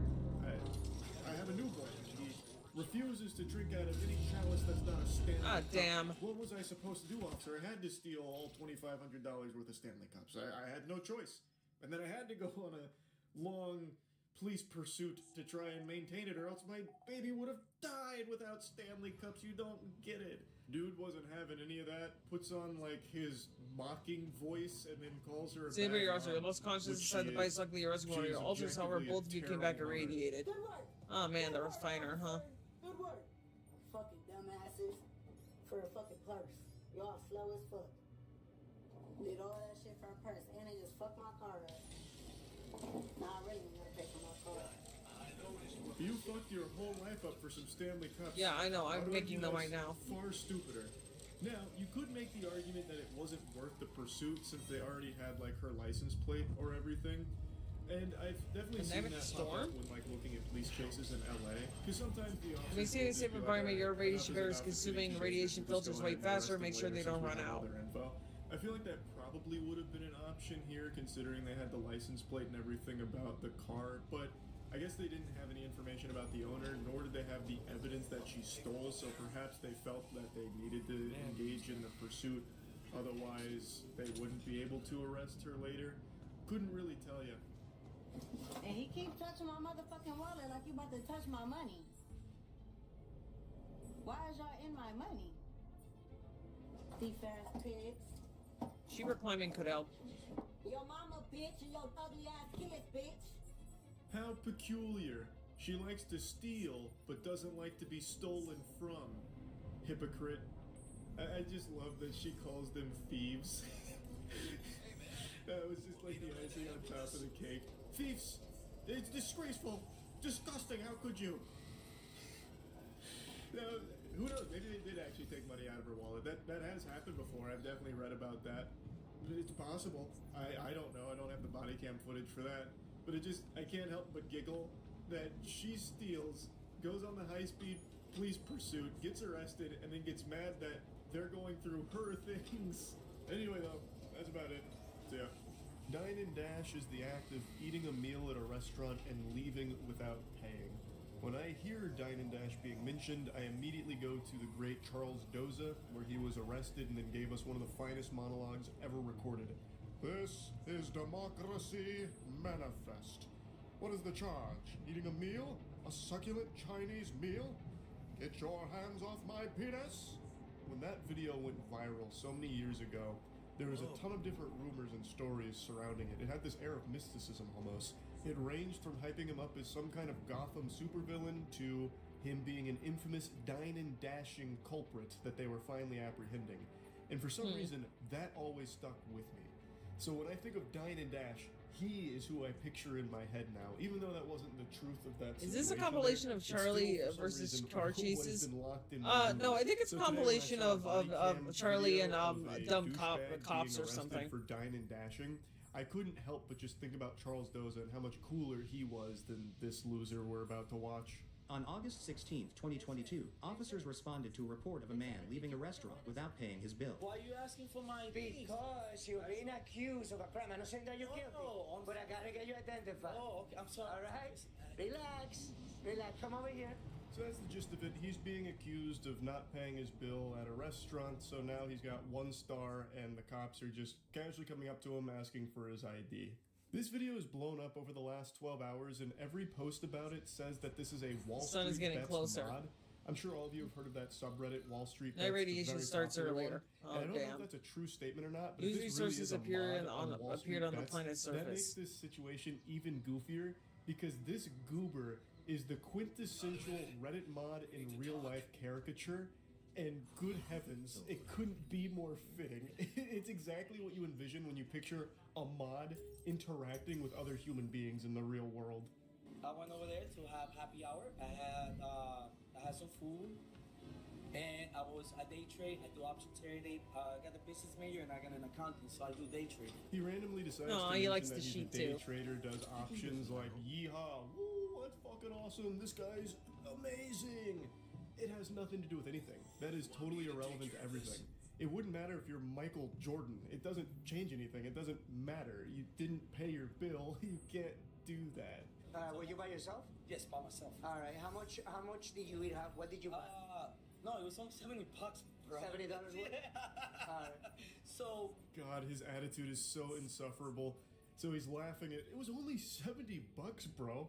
I make that in a millisecond with my day trading and options because I am a Hustlers University graduate and I learned all about this kind of stuff, brother. Like, I was on Reddit the other day getting my financial advice as I usually do, and I'm making a killing right now. $70, that's nothing. This is a non-issue. He just doesn't understand, like, liquidity versus supply and demand. He doesn't understand the bell curve, the angle of azimuth.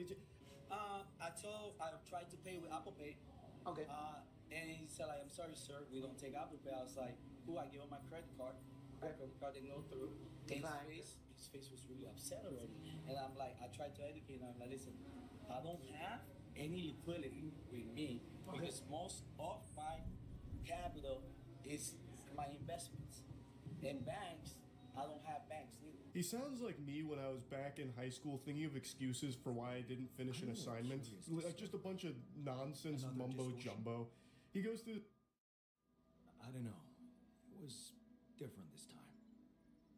It didn't look dangerous, no radiation. Actually, it didn't do anything. But it caught your attention. It's like nothing I've seen before. It must have something in common with the other distortions. Question is, are they the cause or the reason of so much rapidium here? I'd like to study them more. So would I. And for that, we'll have to design our own tools. Do you have anything specific in mind? Let me think about it. I need to look through Professor Frankoff's lectures, as well as notes from other expeditions. We have a theory. I just need to find a way to put it into practice. I'm not getting any connection from mining ops. Any idea how I can ask them for those blueprints? Didn't they push you to mine rapidium? Report getting the job done, and someone will turn up. Trust me, I know how this company works. Okay, thanks. Hey, I found this. I brought it on this mission, but thought that maybe it could mean something to you too. Oh, interesting. A motivational hoodie. Motivational? More like demotivational. I only kept it because it's really comfy. Of course you did. It doesn't remind you of all that determination and ambition that fueled my academic success. Anyway, thanks. I appreciate it. I ran into another anomaly. This one was different. It was like this distortion was closing in on me, as if I was pulling it toward me. How extraordinary. Maybe its magnetic field is interacting with your suit. Yeah, well, running away from it was no fun. Keeping clear of it is the only thing you can do for now. Let's keep collecting observations. I feel we're onto something groundbreaking here. Okay.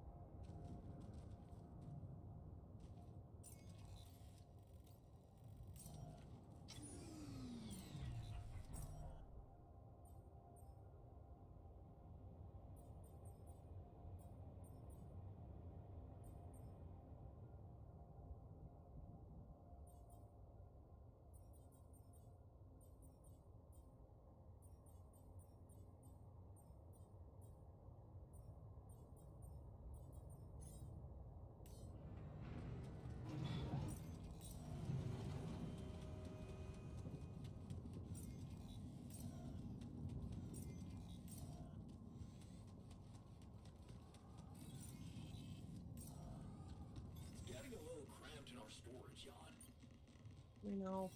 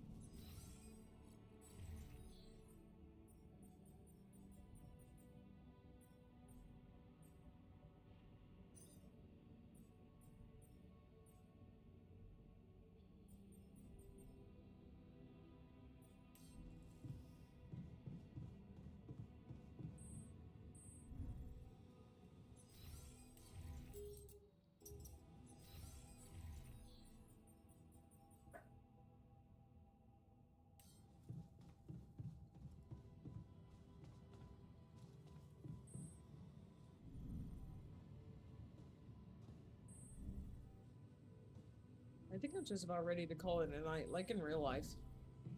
Let me just see if I can,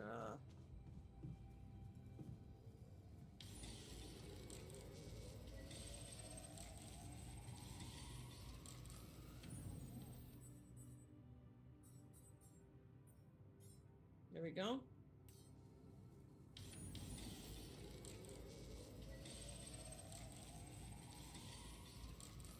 Yeah, would you mind checking our food supply?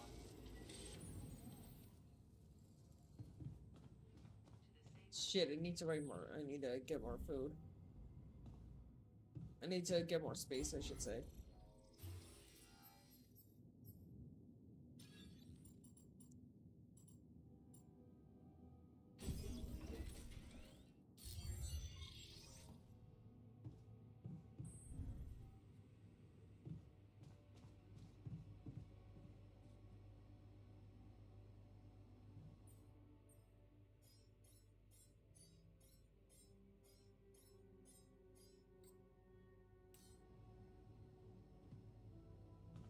Hey, lend me your ear. There's something I want to share. You wanted to talk? You wanted to talk? Have to like the last night stream, eh? Yeah, I started. Right, huh? I'm feeling kind of sleepy now. I don't know why. About it. Glad we're out of it. For good, I hope. Hope is the mother of fools. If you ask me, it looks like recurring magnetic storms might be a thing around here. We should think about how to prepare in case another one hits us. Any ideas? Actually, yes. Tell me. Well, it's pretty obvious that during emergencies, the base relies heavily on existing supplies, right? Right? That means we could use a smarter way to manage our production, to make sure we have a stable backup of all the crucial stuff. That would be nice. Well, listen to this. I found something in the manuals. The procedure we could set up. It's called Uphold Production. It lets you choose any item you want to produce. Let's say a radiation filter, and establish the amount of it you always want to have at the ready. Whenever you have less items on stock than you need, new ones will be queued for production automatically. Just like that. Huh. That sounds like it could spare us a lot of micromanagement.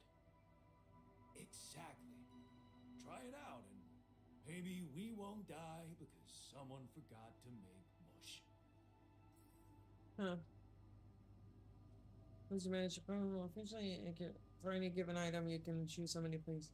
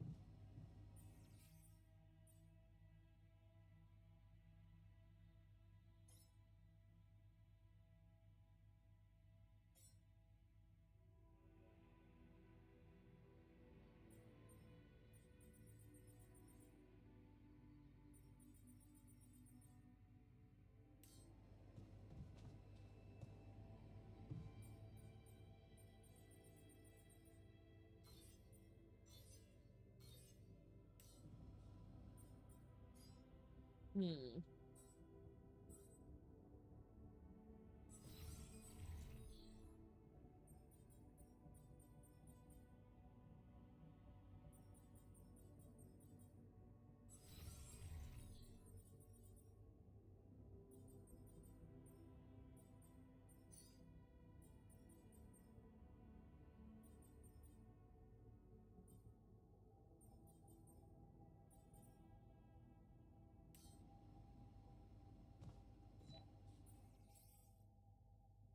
So if there's something I was choosing to add it to the queue using and hold using X, hold the button so that okay.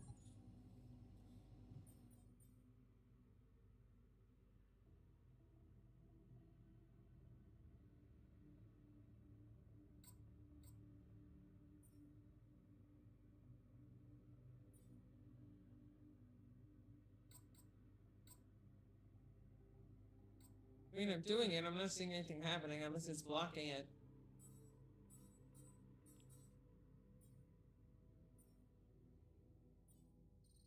Oh, there we go.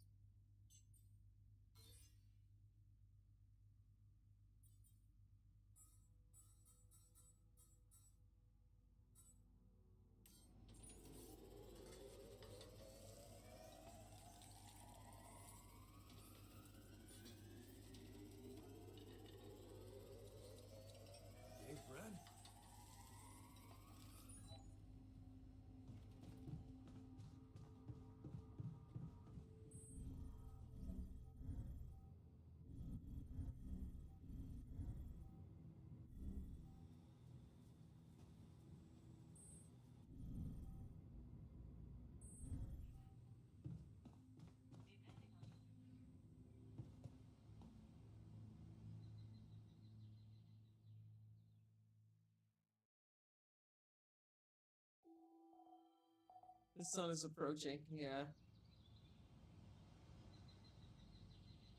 Builder, pity mark, hi.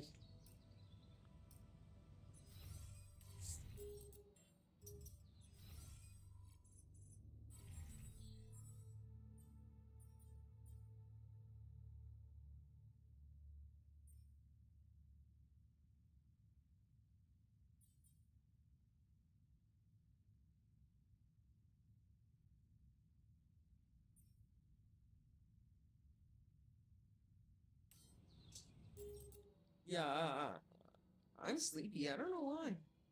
I'm gonna call it here, unfortunately. I really wanted to stream longer. Maybe tomorrow or some other day I can like, hopefully I can stream like sooner. That way I'm not as sleepy sooner. All right, well, thanks for watching for anyone who stopped by.